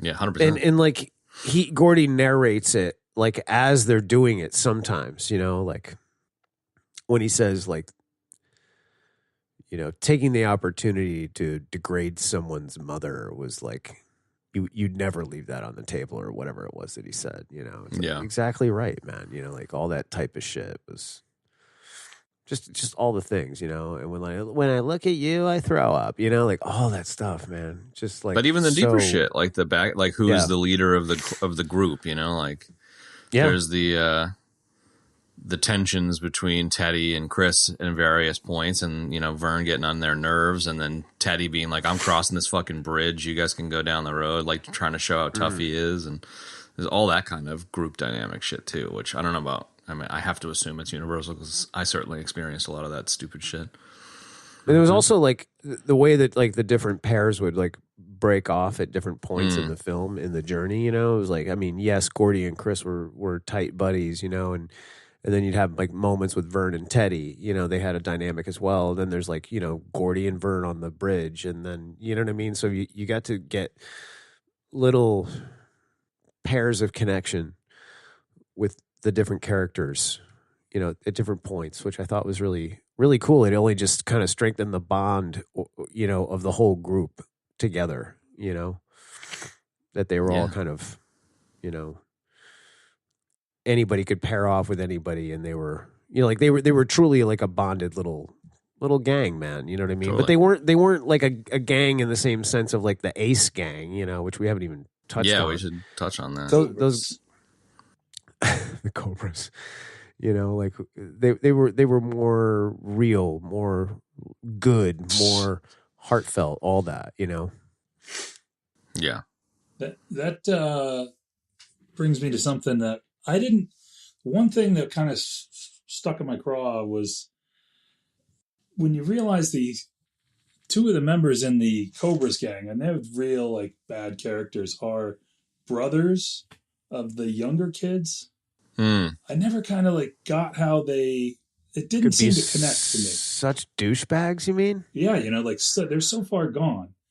You know, like Vern and his older brother is a badass, you know. I don't know. That was one thing that was kind of like, you know, I don't know. From the perspective of the kids, it makes sense. They would think that their brothers are out of touch with them, you know. Gary Riley was the guy that played Charlie Hogan. I mean, yeah. Wait. Yeah, that's it. Yeah. He played Charlie Hogan. I'm sorry, I was thinking he played Eyeball. Billy Tessio, but it was Casey Shimashko that played Billy Tessio. Yeah, I know. And I mean, so it I don't know. It kind of erases what I was going to say because Billy Hogan was kind of like, you know. He was like, hey, like, let's tell him, like, let's do the right thing. Like, he was kind of like that guy in the gang that was like kind of like the good guy, but he was like trying not to let on that he was the good guy. Yeah. You know what I mean? But that it would make more sense if it was Casey Shimashko doing that because he was Vern's actual brother. You know, but yeah, I found it weird for sure that like, you know, there's Ace like about to like burn Chris's eye out with a cigarette and eyeballs, just like, yeah, whatever. You fucked up. What am I going to do? You know, like, I was like, fuck, dude, that is some fucking cold-blooded shit. But, like, there were older brothers like that when I was growing up, dude. I mean, there was shit like that, you know? It was rough sometimes, dude. Sure. How do we feel about Kiefer Sutherland in this? Dude, he plays the most evil, diabolical dick. He perfectly encapsulates so many people that made my life personally miserable when I was growing up, picking on me. Like he just nails it, man. Like he could not have done it better. He's so like the words I'm using are wrong, like diabolical, evil, sinister, but like like if you put it on like a teenage level, like the teenage versions of those things, you know, like before you grow up and become Dr. Evil, like he nails that shit. And like I just like between this like the thing about all these actors is just like I saw him in Lost Boys right before this or right after this, and he was so scary and so evil, and I was just like, here is this guy playing another evil douchebag who's basically like everybody that picked on me when I grew up. Like he just nailed it, and he was just like, for a little while, Kiefer Sutherland was like this sort of evil person to me, you know what I mean? Because of this movie and Lost Boys. Okay, I'm going to shut up. you unleashed a torrent. Great there, amalgamation. Right? Just because everybody knew a douchebag like that. God damn it. Gordy hits the nail on the head, though. Cheap dime store hood, man. Yeah. Big fish, small pond. He really bro captures it well. Yeah, when Gordy calls him that at the end, that is like literally the perfect description of what he is in the movie, the character, not Kiefer Sutherland. Yeah. That scene is like the cementing of the transformation. Yeah. I feel like with the gun, he knows who he is, what he stands for, and he's going to take a stand right there. And he's ready to fucking blow him away one way or another, Absolutely. But man. also kind of not understanding what happens if he does, Like there's also still... Right, but like if you take that and juxtapose it with the scene in the store, and the guy's like, what, you playing football? Or what do you do? He's like, what do you do? Yeah. And he says, I don't know. He's in the fog. He's in... Yeah. In the middle of the transformation. But by that time, and they see the body, and the body to me is like, if we want to get metaphorical, representing the death of childhood. That's there. And now he's moved on, and he's going to take a stand, so pretty powerful. And he lays that line out there, suck my fat one, which he delivered live. So good. He did. The show. Yeah. Did he really? Yeah, he did. Yeah. He did. They had him read that. They did. They did some cold. They did some cold reads that were great. They had him cold read some of the lines from the thing. I feel like when I rewatched this, it had been so long that I forgot some of the nuance. And when I was rewatching it, and they came upon the body, I was like, I remember thinking like, I like that they don't show the body. And then they showed the body. Right. And I was like, "Oh wow, I totally misremembered this movie." And like, I know, me too, curious, man. I remember now not seeing I'm glad the body. they did, but like, I'm curious if they should have or shouldn't have. And it's just kind of an interesting little scene. I think the reality of seeing a dead body is pretty confronting. So maybe it is important that they show it. I'm not sure. They talked about that at the live show as well, with the guy who was the dead body. Was like 25 years old. And he's supposed to be this 12-year-old kid. And I forget, he appeared earlier in the film as well in a different, like in the, he was background in the pie. Yeah. In the lardass scene. Pie eating. But they cast him as the body because what did they say? Something about he resembled the dummy that they had to represent the body, but he looked just like the thing, so they cast him for the facial shot. Meaning that you're saying that the body was different than the head. Yeah. I think that's what they described. Yeah, they had like a dummy that was laying in the bushes. Right. Even though you don't see its face. He resembled the dummy. That's Which right. is kind of a random reason to cast. Like the dummy that no one's going to see. This kid looks like it. Right. So yeah, it was weird. But it has like a "Hey there, kids," Steve Buscemi with a skateboard kind of thing. The 25-year-old dude is just dead on the side of the tracks. Totally. I kind of feel like it just adds a certain reality to showing the body. And if they didn't show the body, it's all people would talk about. They'd be like, "I wish they showed it." I don't know. Yeah.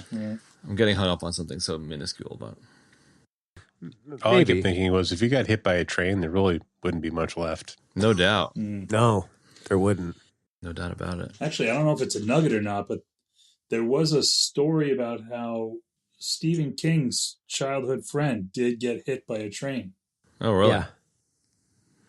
Yeah, and he doesn't have any recollection. He doesn't know if he was there or how he came to know about it, except that his mother told him that he went to his friend's house and came back all ashen-faced and had learned what happened. Wow. It's heavy. Shit happens, dude. It rhymes a little bit with the rite of passage stuff that we were talking about. Like, sometimes you're lucky enough to have a summer where you release your childhood, and other times tragedy happens and then it's pulled away for you, you know? Like, it's Absolutely.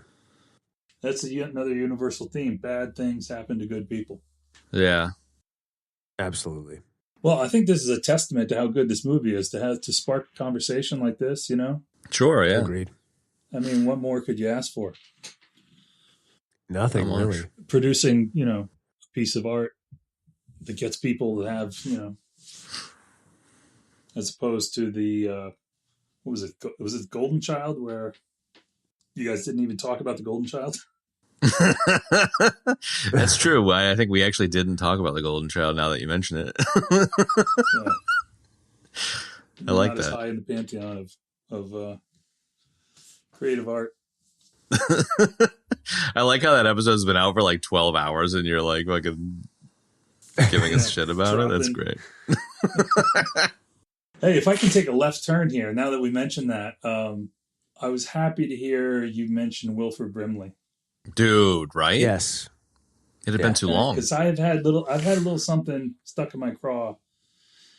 Let me run it by you guys. Let me see what. So this would be kind of like a versus situation. Okay. And originally I was thinking like bare knuckle fisticuffs, but now I'm thinking more along the lines of maybe like an oatmeal eating contest. Okay. Who Like would a lard win? ass. Who would win? Wilford Brimley versus Bob Moore, founder of Bob's Red Mill. Interesting. Here's my take. Wilford Brimley yeah, has please. the power. He has the power of the stash, right? I mean, that's his like superpower. No doubt. Oh yeah. He could eat bowls and bowls of oatmeal just on that power alone, right? Agreed. Yeah. 100% agreed. But Bob Moore looks like But a Quaker and they can fuck shit up. He'll Dude, build you he's a barn. kingpin. He's a kingpin of grains, dude, and he genuinely loves, or did. He's passed on now. Genuine lover of oatmeal. Okay. Made a dynasty out of it. All right, so Okay. head to head. I feel like Wilford Brimley would have to tap out at a certain point because of the diabetes, you know? Like, Yeah, that's it. He's at a Yeah. disadvantage. I feel Yeah. like Bob Moore being a farmer, like he was on the tools. wait, man. He's sorry, probably the trim. diabetes. Diabetes. Yeah, that's Yeah, a exactly. diabetes death, I think. Yeah, that's something. Damn right that, That is needs- yeah, diabetes that's- death. God damn it. I hate to do it, but Hmm. yeah, I don't know. Bob. Portland, Oregon. I huh? mean, He's even Bob from, was like, I've never really seen Bob. Go ahead, Ben. I feel like Wilford Brimley would come strong out of the gate, you know, like if it was like Yeah. if it was like Yeah. a quarter, you know, if it was like a drag race, he might win, you know, but if Yes, it's like dude. a marathon, then, you know, he's not going to That's make it. it. I agree, Got man. it. Like I've never seen Bob Moore until right now. I just pulled up his photo, man, and this guy, like, okay, like I'm picturing He's impish, right? He's impish. sort Yeah. of, but I'm feeling more or less kind of mum-ra energy from him in the sense that, like as thank you, Ben. As this contest gets underway and Brimley's just sort of like, you know, he's eating oatmeal, his mustache is eating oatmeal, like all of a sudden, like Bob Moore would like. And Brimley's like overconfident, thinking that he's going to win. And then Bob Moore just kind of sits back in his chair and then he stands up and he does that kind of like incantation thing and then transforms into, yeah, It's just the- it's exactly. the And he lard ass thing, transforms man. into Mumra and he just he mouths the most insane amount of Yeah. oatmeal and he just I think wins, Brimster is the last year's champ who comes in hot thinking he's going to win it again. Thank you. Yes. Yeah, Way to tie he's it like in. that guy with the He's chin. overconfident. He's overconfident. I think what happens actually is that they both could hold their own. I hear you on the drag race versus the marathon thing, but that aside, Yes. I think the issue for Brimster is going to be the stash. I think he ends up going in confident and gets some shit mixed up in his stash, and then it slows him down.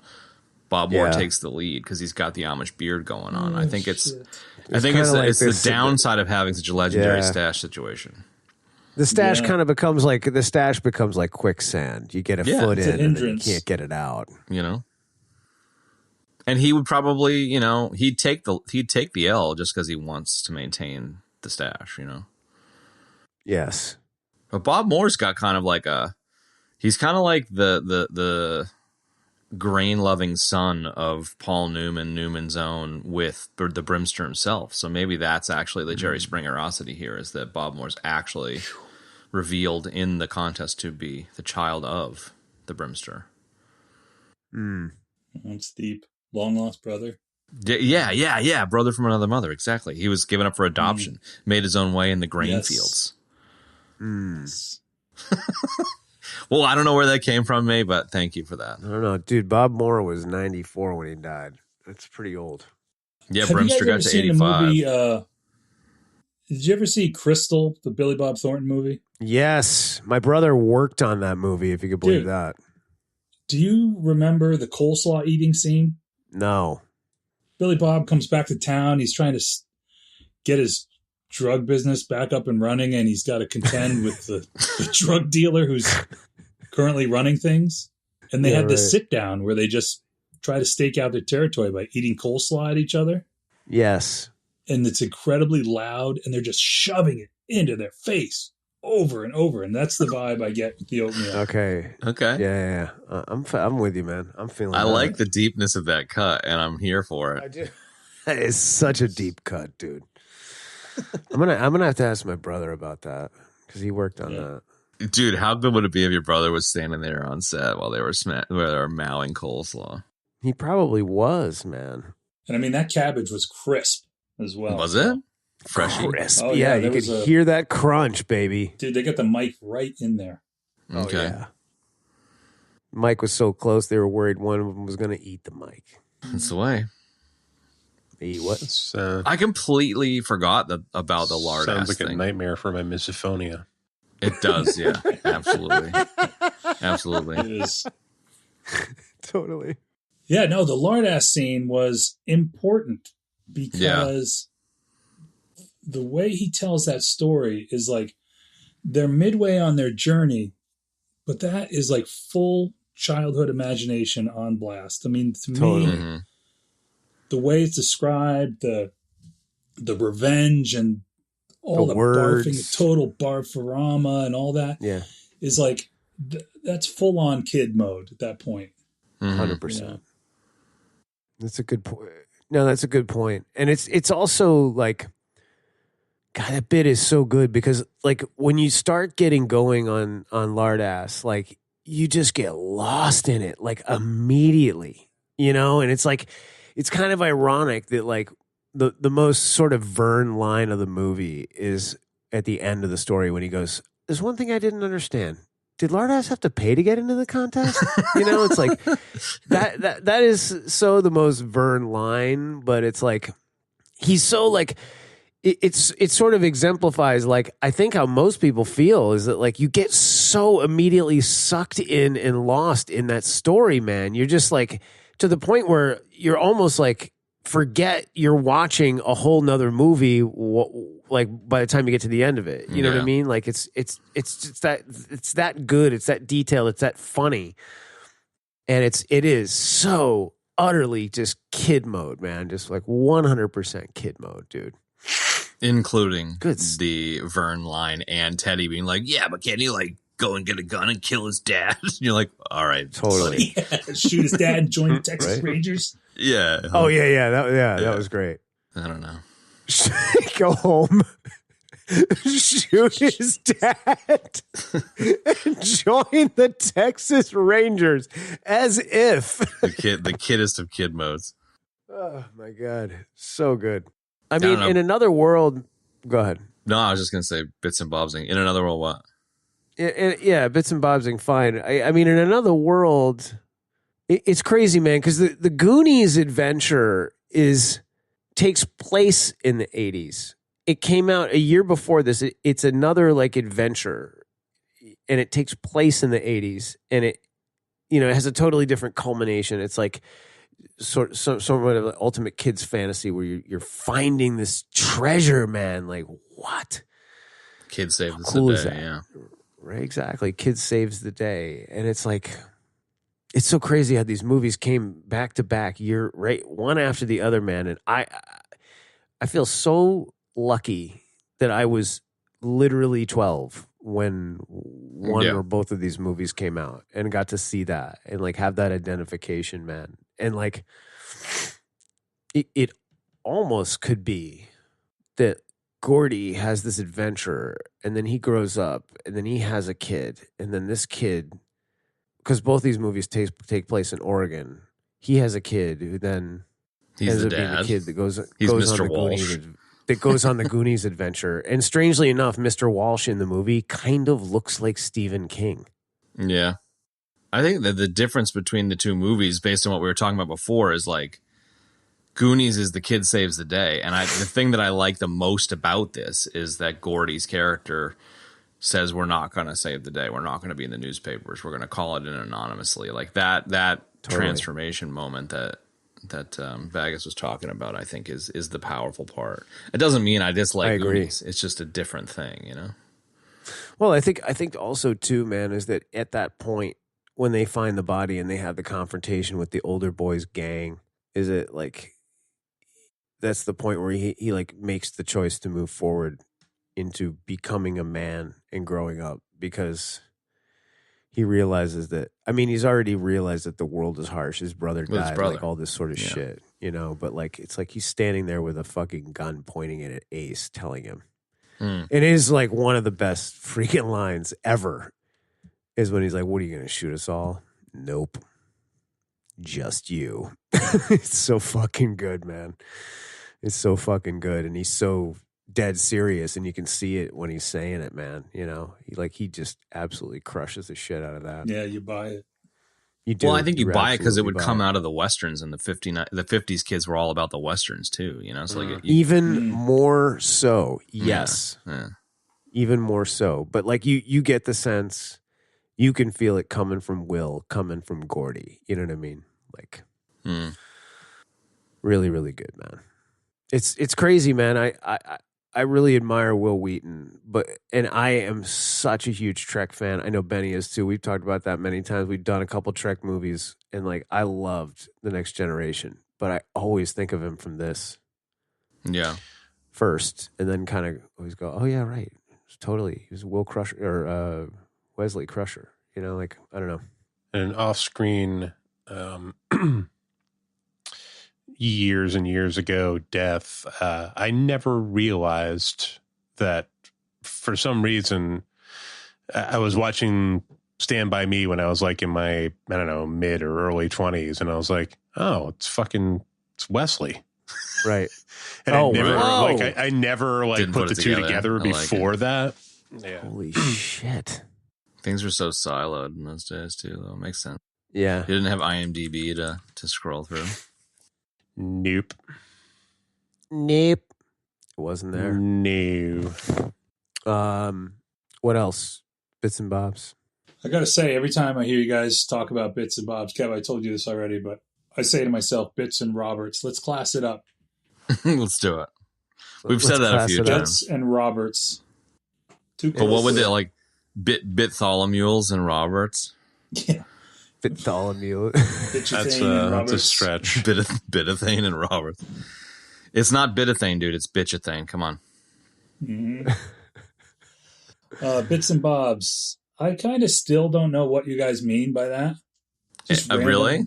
Scenes. It's just an opportunity to talk about either other production things or other scenes that we haven't covered yet. It's a grab bag. I enjoy when they're smorgasbord. Sitting around the fire and cooking their burger, and Vern drops his. Yeah. Oh, jeez. Yeah. Hey, you got any more? And I forget who says it, but it says, "Why don't you cook your dick?" be a small meal.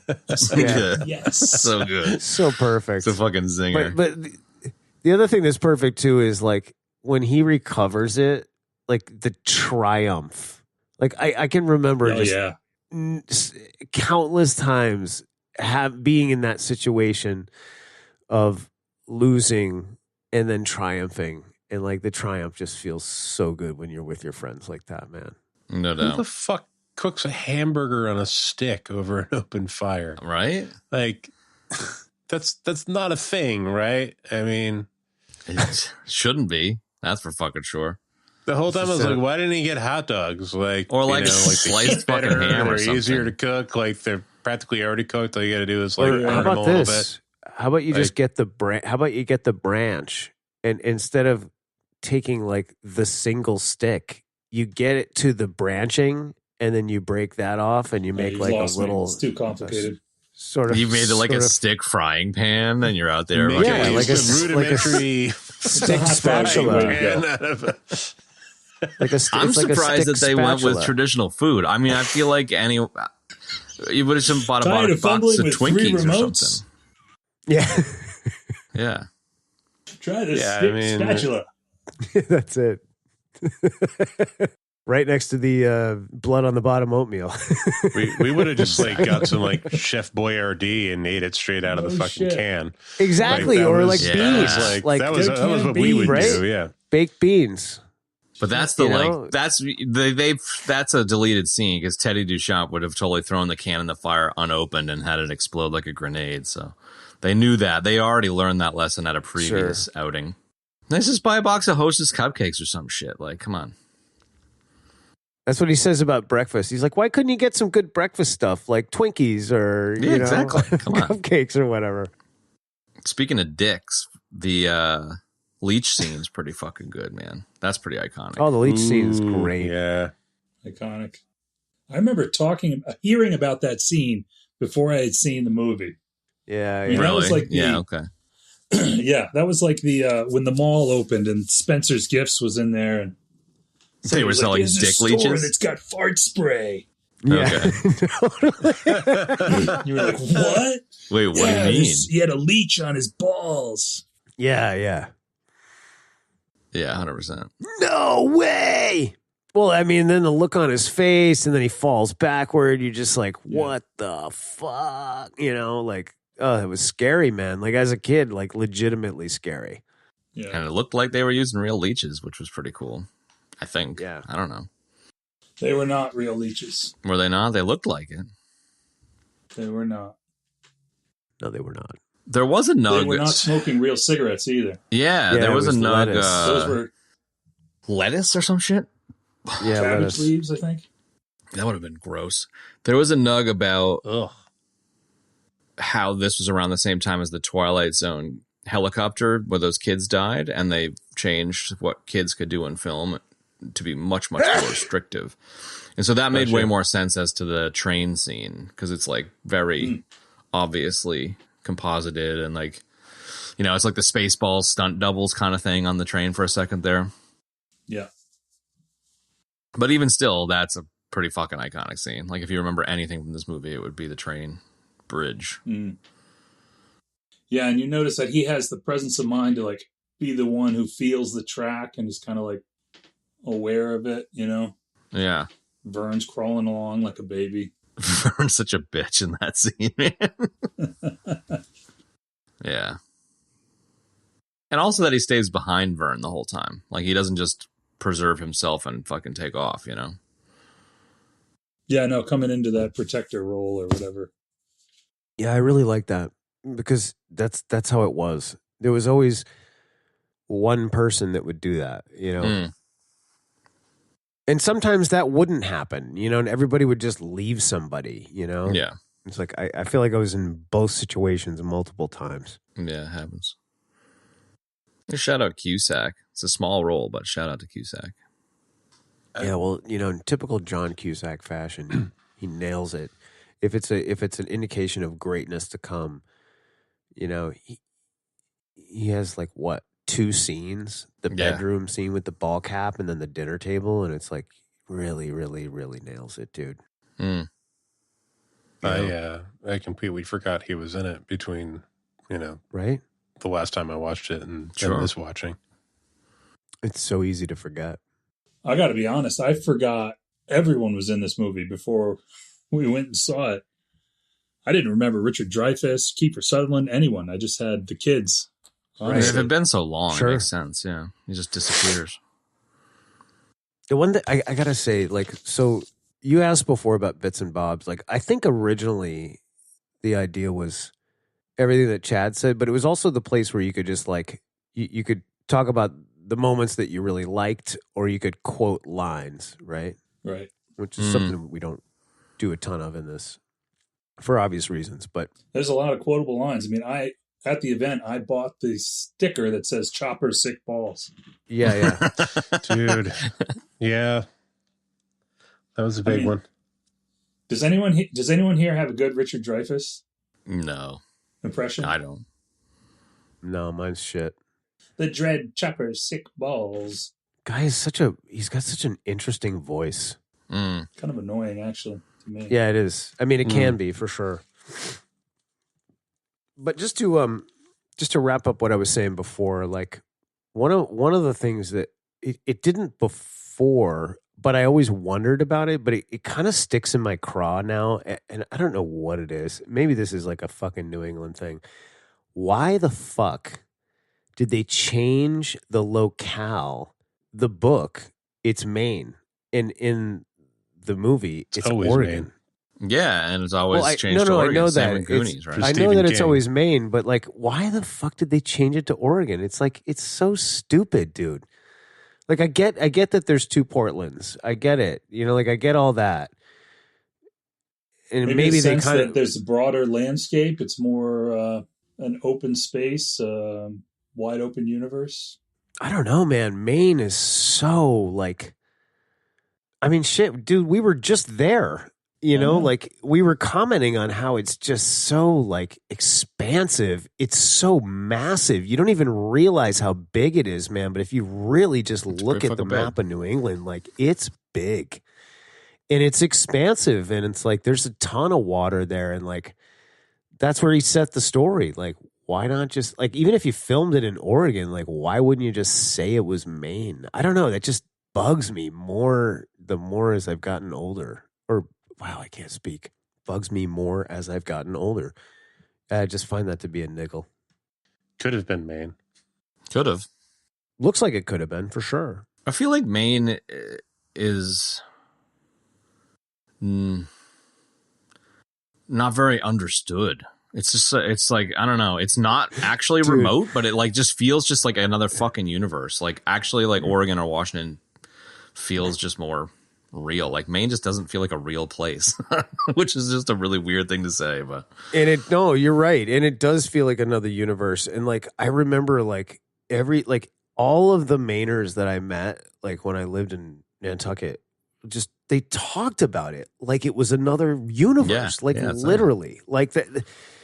Like they're all like super pro Maine. Like that's totally fine. It's very like, Alaska-esque, Yeah, it is, but like they would just like talk about it like, but you can't go there because like you're not from there and it's too far away. Like you don't have a hyperdrive. You know what I mean? Like that's how they would talk about it. And I was always like, yeah, like you'd never survive the journey. Exactly. Like I was always like fascinated by that. Like what's up with that?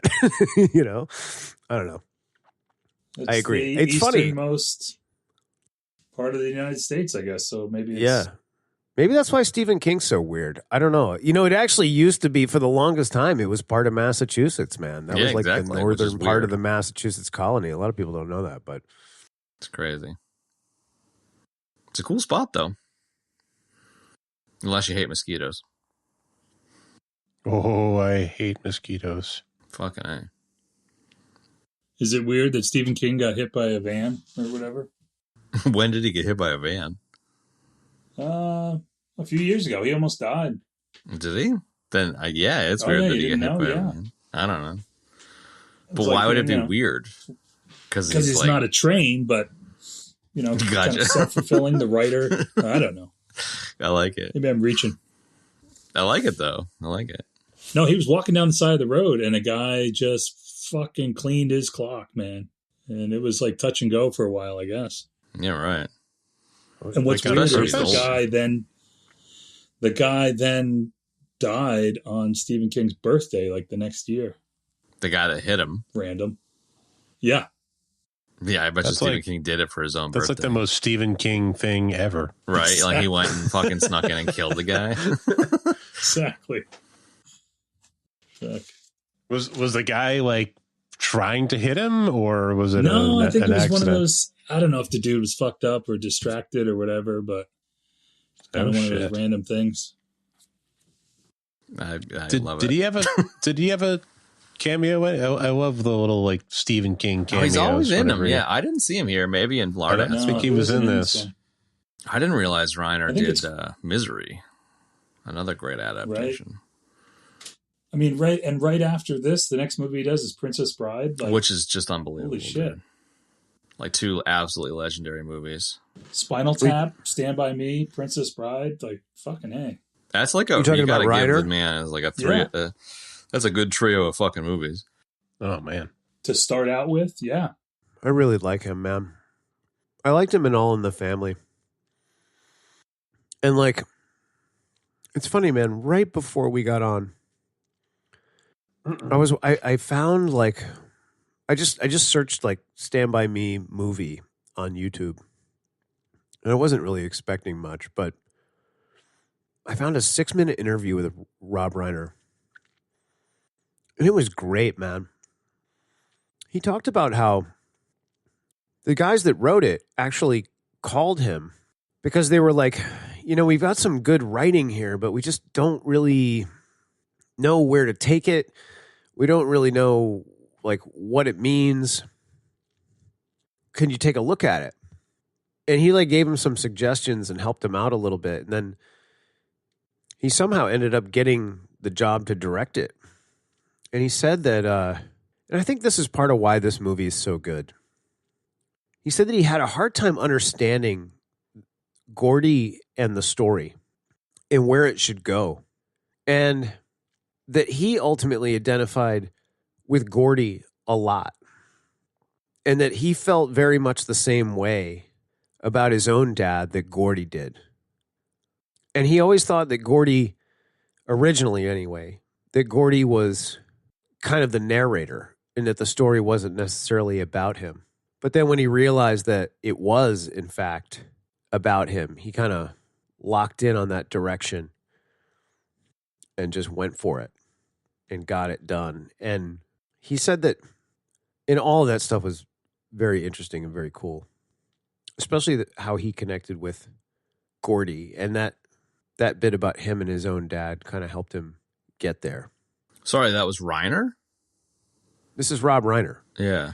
And then he goes on to say that he screened the movie for Stephen King. And Stephen King, when they finished the screening, he got up and he said, I need some time. I need to go outside and just think for a few minutes. And after 15 minutes, he came back in and he said, that was the most faithful and perfect adaptation of any of my works to date. And he said, even Rob Reiner even said, he's like, you know, and he goes, at that time, none of them were really that good. But he took it as a huge compliment. And then he became very good friends with Stephen King. And then they went on to do many other movies together. I didn't even realize Rob Reiner directed Misery, which is like so good, right? But the last bit is this. Originally in the story, Chris was the one that picked up the gun and had the confrontation with Ace. Rob was the one that changed it to Gordy. And Stephen King said to him, you know, it's sometimes people pick up your work and they can interpret it and make you realize that that you did it the wrong way from the get-go. And he said you were 100% right. He said it should have been Gordy with the gun. It made way more sense. And he goes, I couldn't see it at the time when I was writing it, but that was the right choice. That's the way it should have been. And like, that's like the most massive compliment, you know? So like his reaction to it and that bit about Gordy and the gun, I just thought that was so cool, man. And the fact that Reiner really, the fact that Rob Reiner really connected with Gordy and the character in the story and related to his own life, like just added like yet another layer of like that kind of magic that the four boys had brought, It's just really cool. Yeah, Reiner is essentially older Gordy, right? Like another. Essentially, yeah. Yeah, another version of the same thing. I just don't think it would have made sense having Chris be the focus. Like Gordy being the thread that narrates and has the transformation makes Chris's secondary kind of journey even more powerful, Absolutely. Yes. I do want to state for the record that when you were talking about stashing your knife in the snowbank, I pictured the lady that told you that dressed in the yellow diner dress with the cherry bomb hairdo. Kiss my grits. Yeah, That's it. totally. The Tupper, babe. Yeah, that's great. What were you going to say, Kev, Caleb? You had something.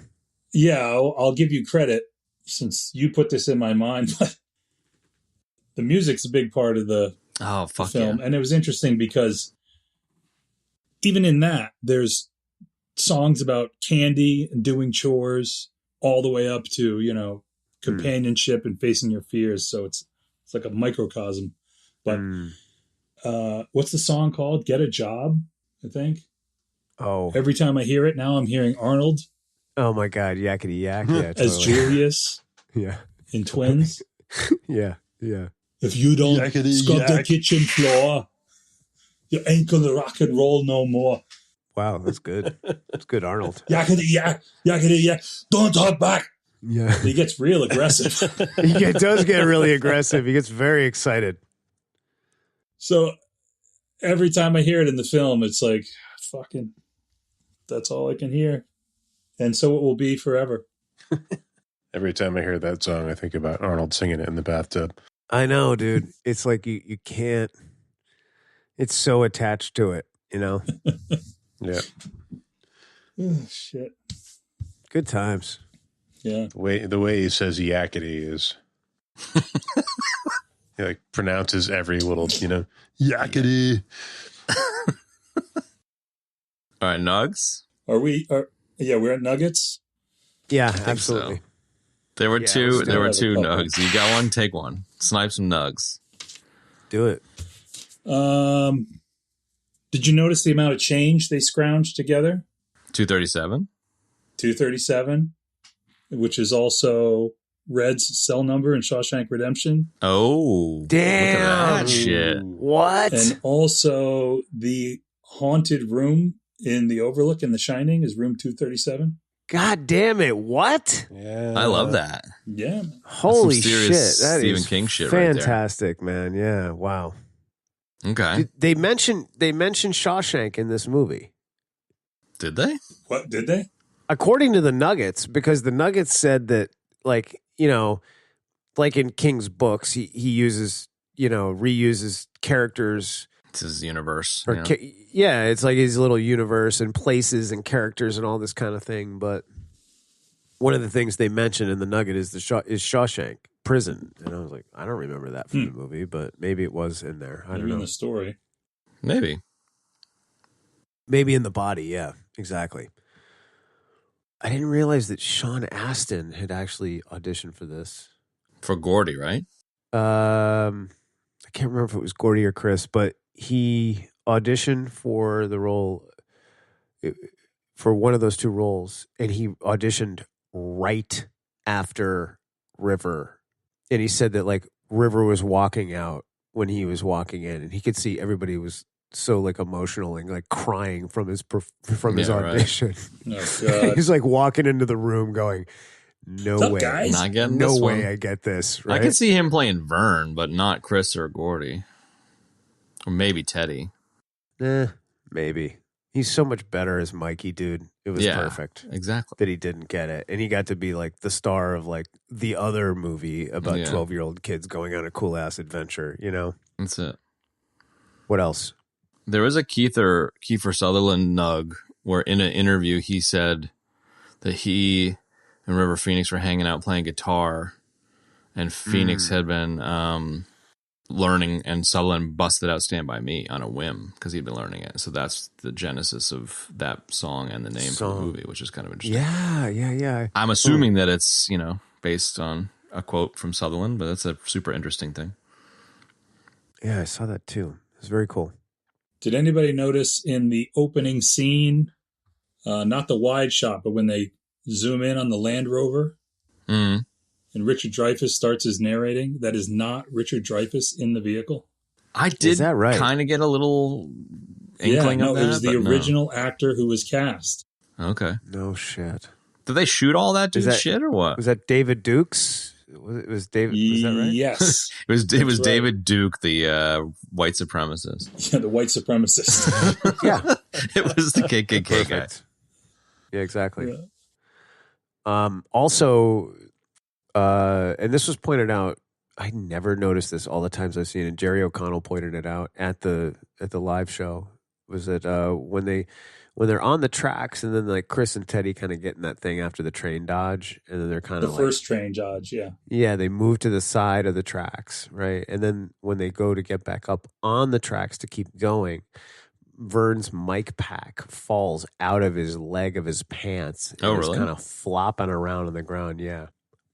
Oh, yeah, I never noticed it. No, same. It's kind of cool. Totally. There was another Keith Sutherland one that I thought was worth sharing with the class, which was another interview where he said there was a Ren fair nearby and they bought cookies, but they were weed cookies. And I guess Jerry O'Connell got high as fuck and was like crying in a park somewhere, which I want to believe that that's true. Yeah, right. That's good stuff, dude. So I don't know. There's a billion nuggets, but those two stood out to me.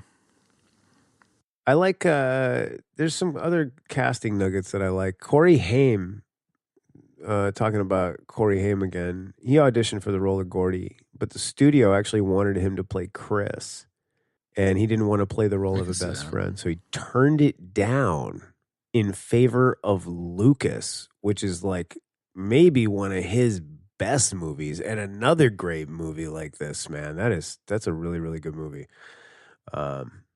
Anyway. It's kind of cool. I've seen Lucas. Must have. It's good. It's kind of like Rudy, but not quite Rudy. Yeah, right on. All right. Also, Stephen Dorff and Ethan Hawke were considered for the role of Gordy.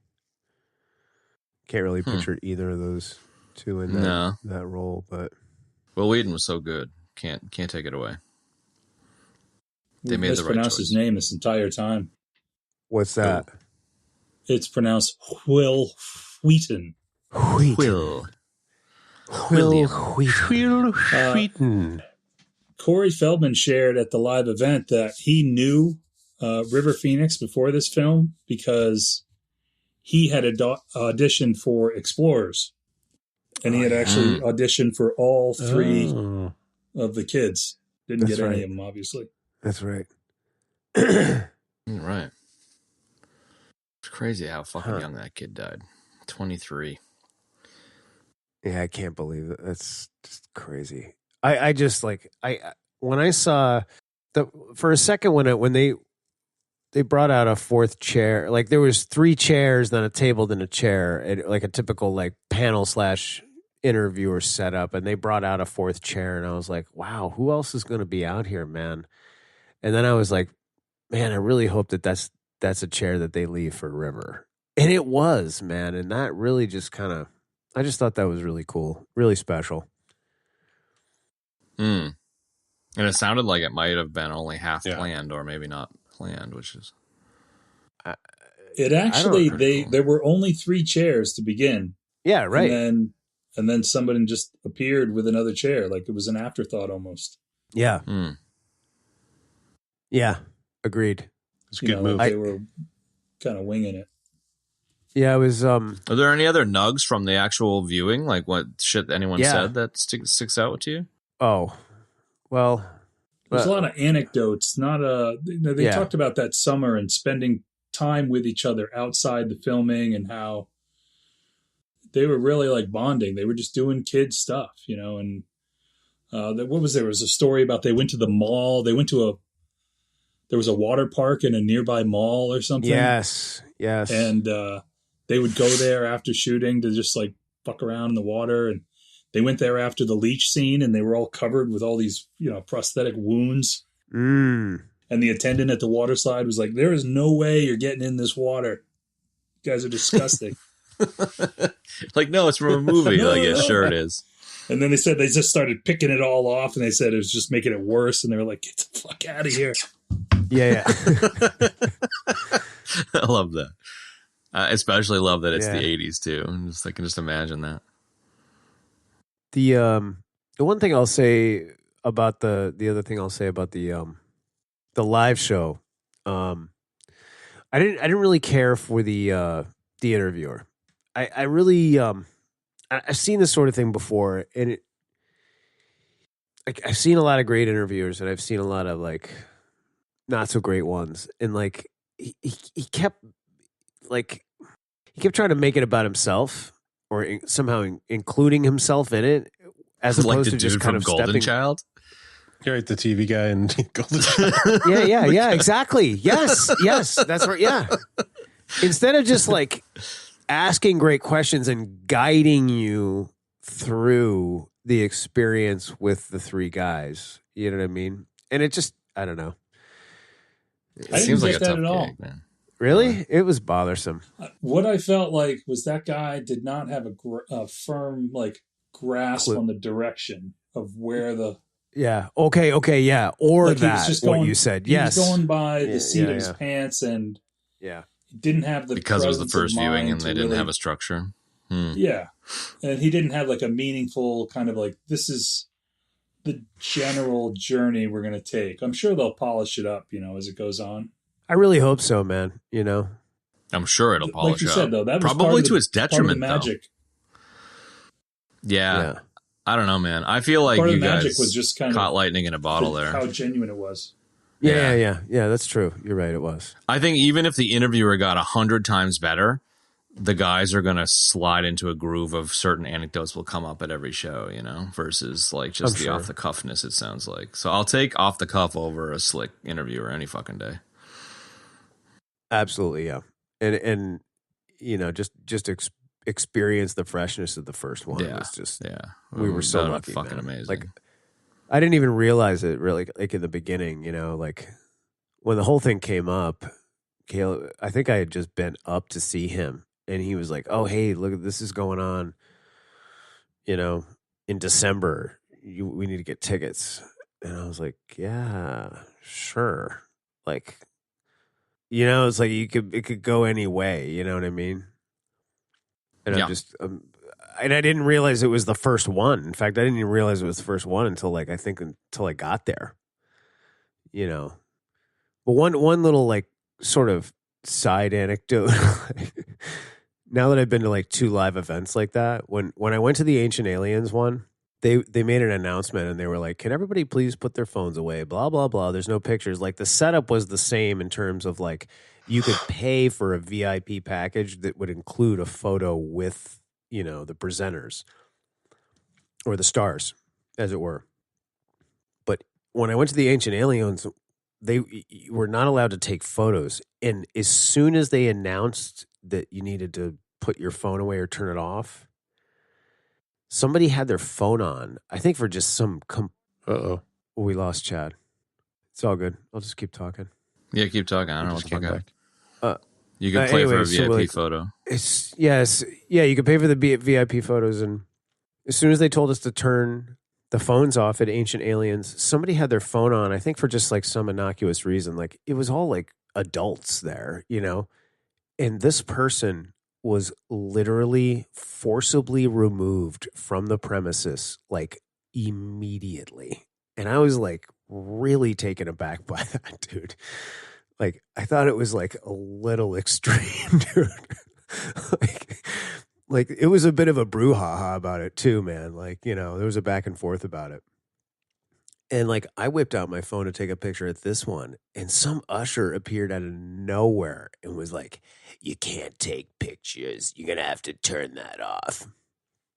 But the beauty of the whole thing was, and this is what I was driving at, was at one point towards the end, Jerry O'Connell was like, he was doing something funny, man. And he was like, and everybody get your phones out, take pictures of this. And everybody in the fucking place pulled out their phone and started filming it, dude. And it was just fantastic, man. Because I was just like, fuck you to the ushers that were like being so freaking hard, dude. Dude, he did that multiple times. Like, no one gave him the memo that, like, we're telling people not to record. He's like, get a picture of this. And, get a picture of that. Yeah, it's like so stupid.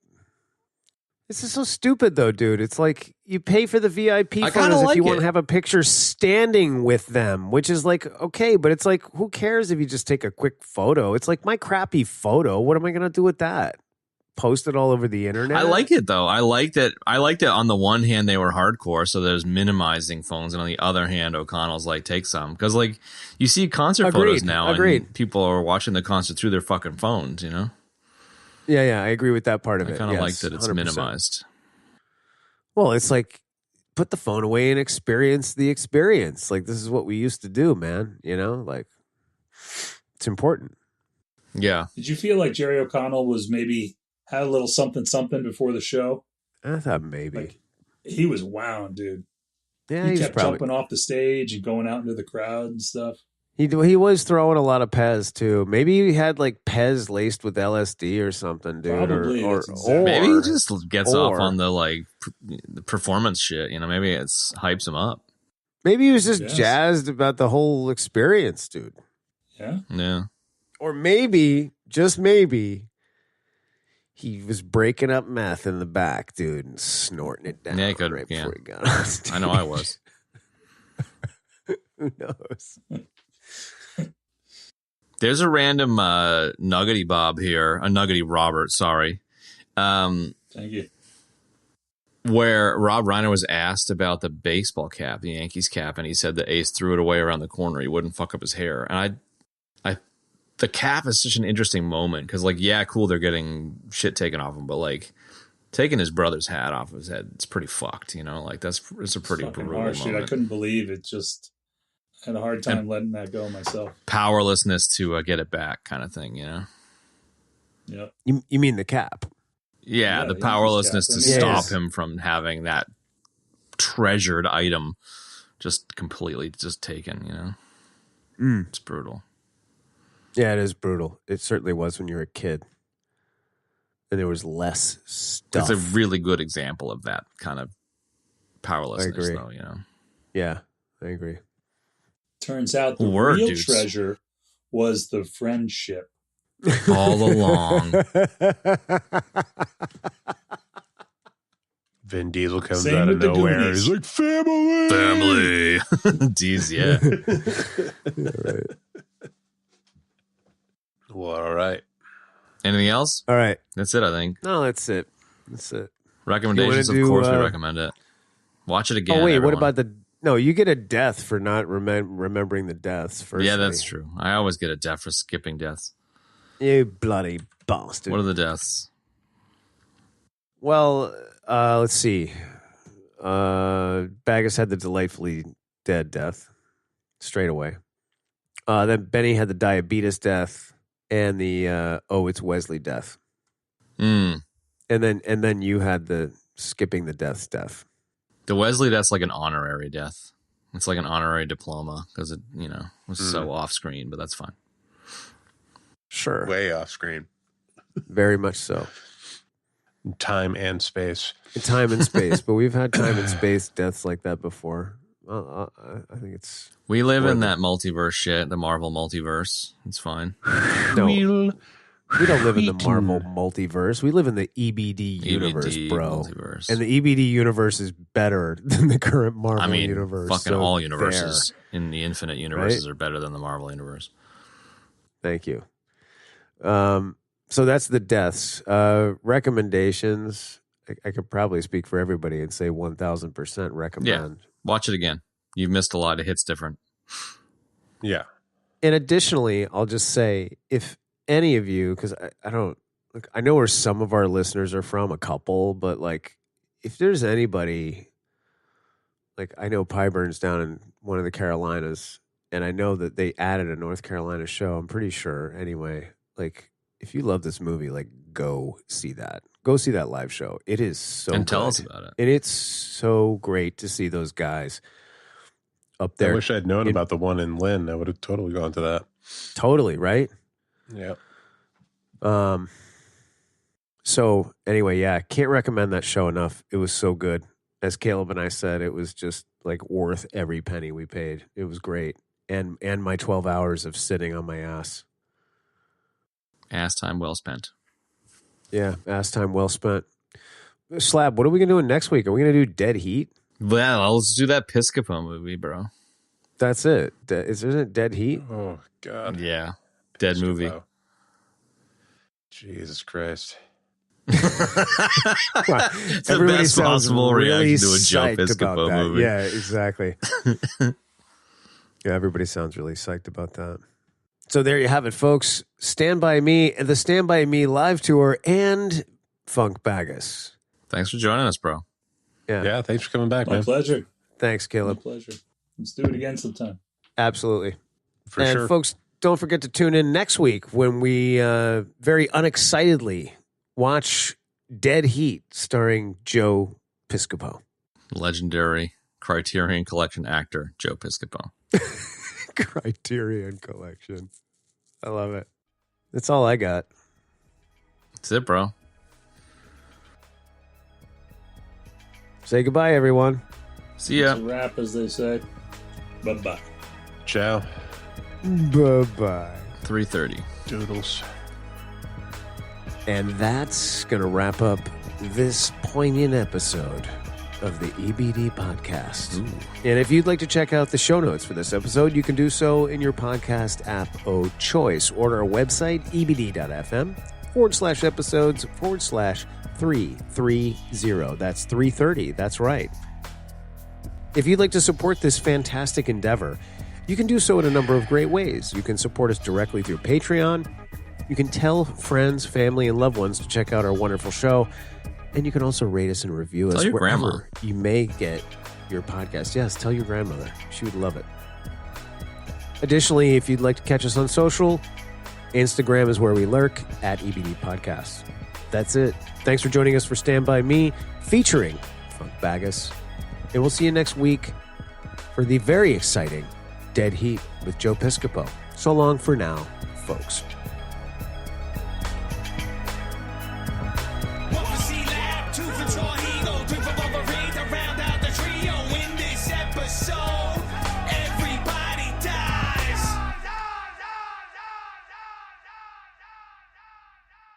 Beady. Stop into it.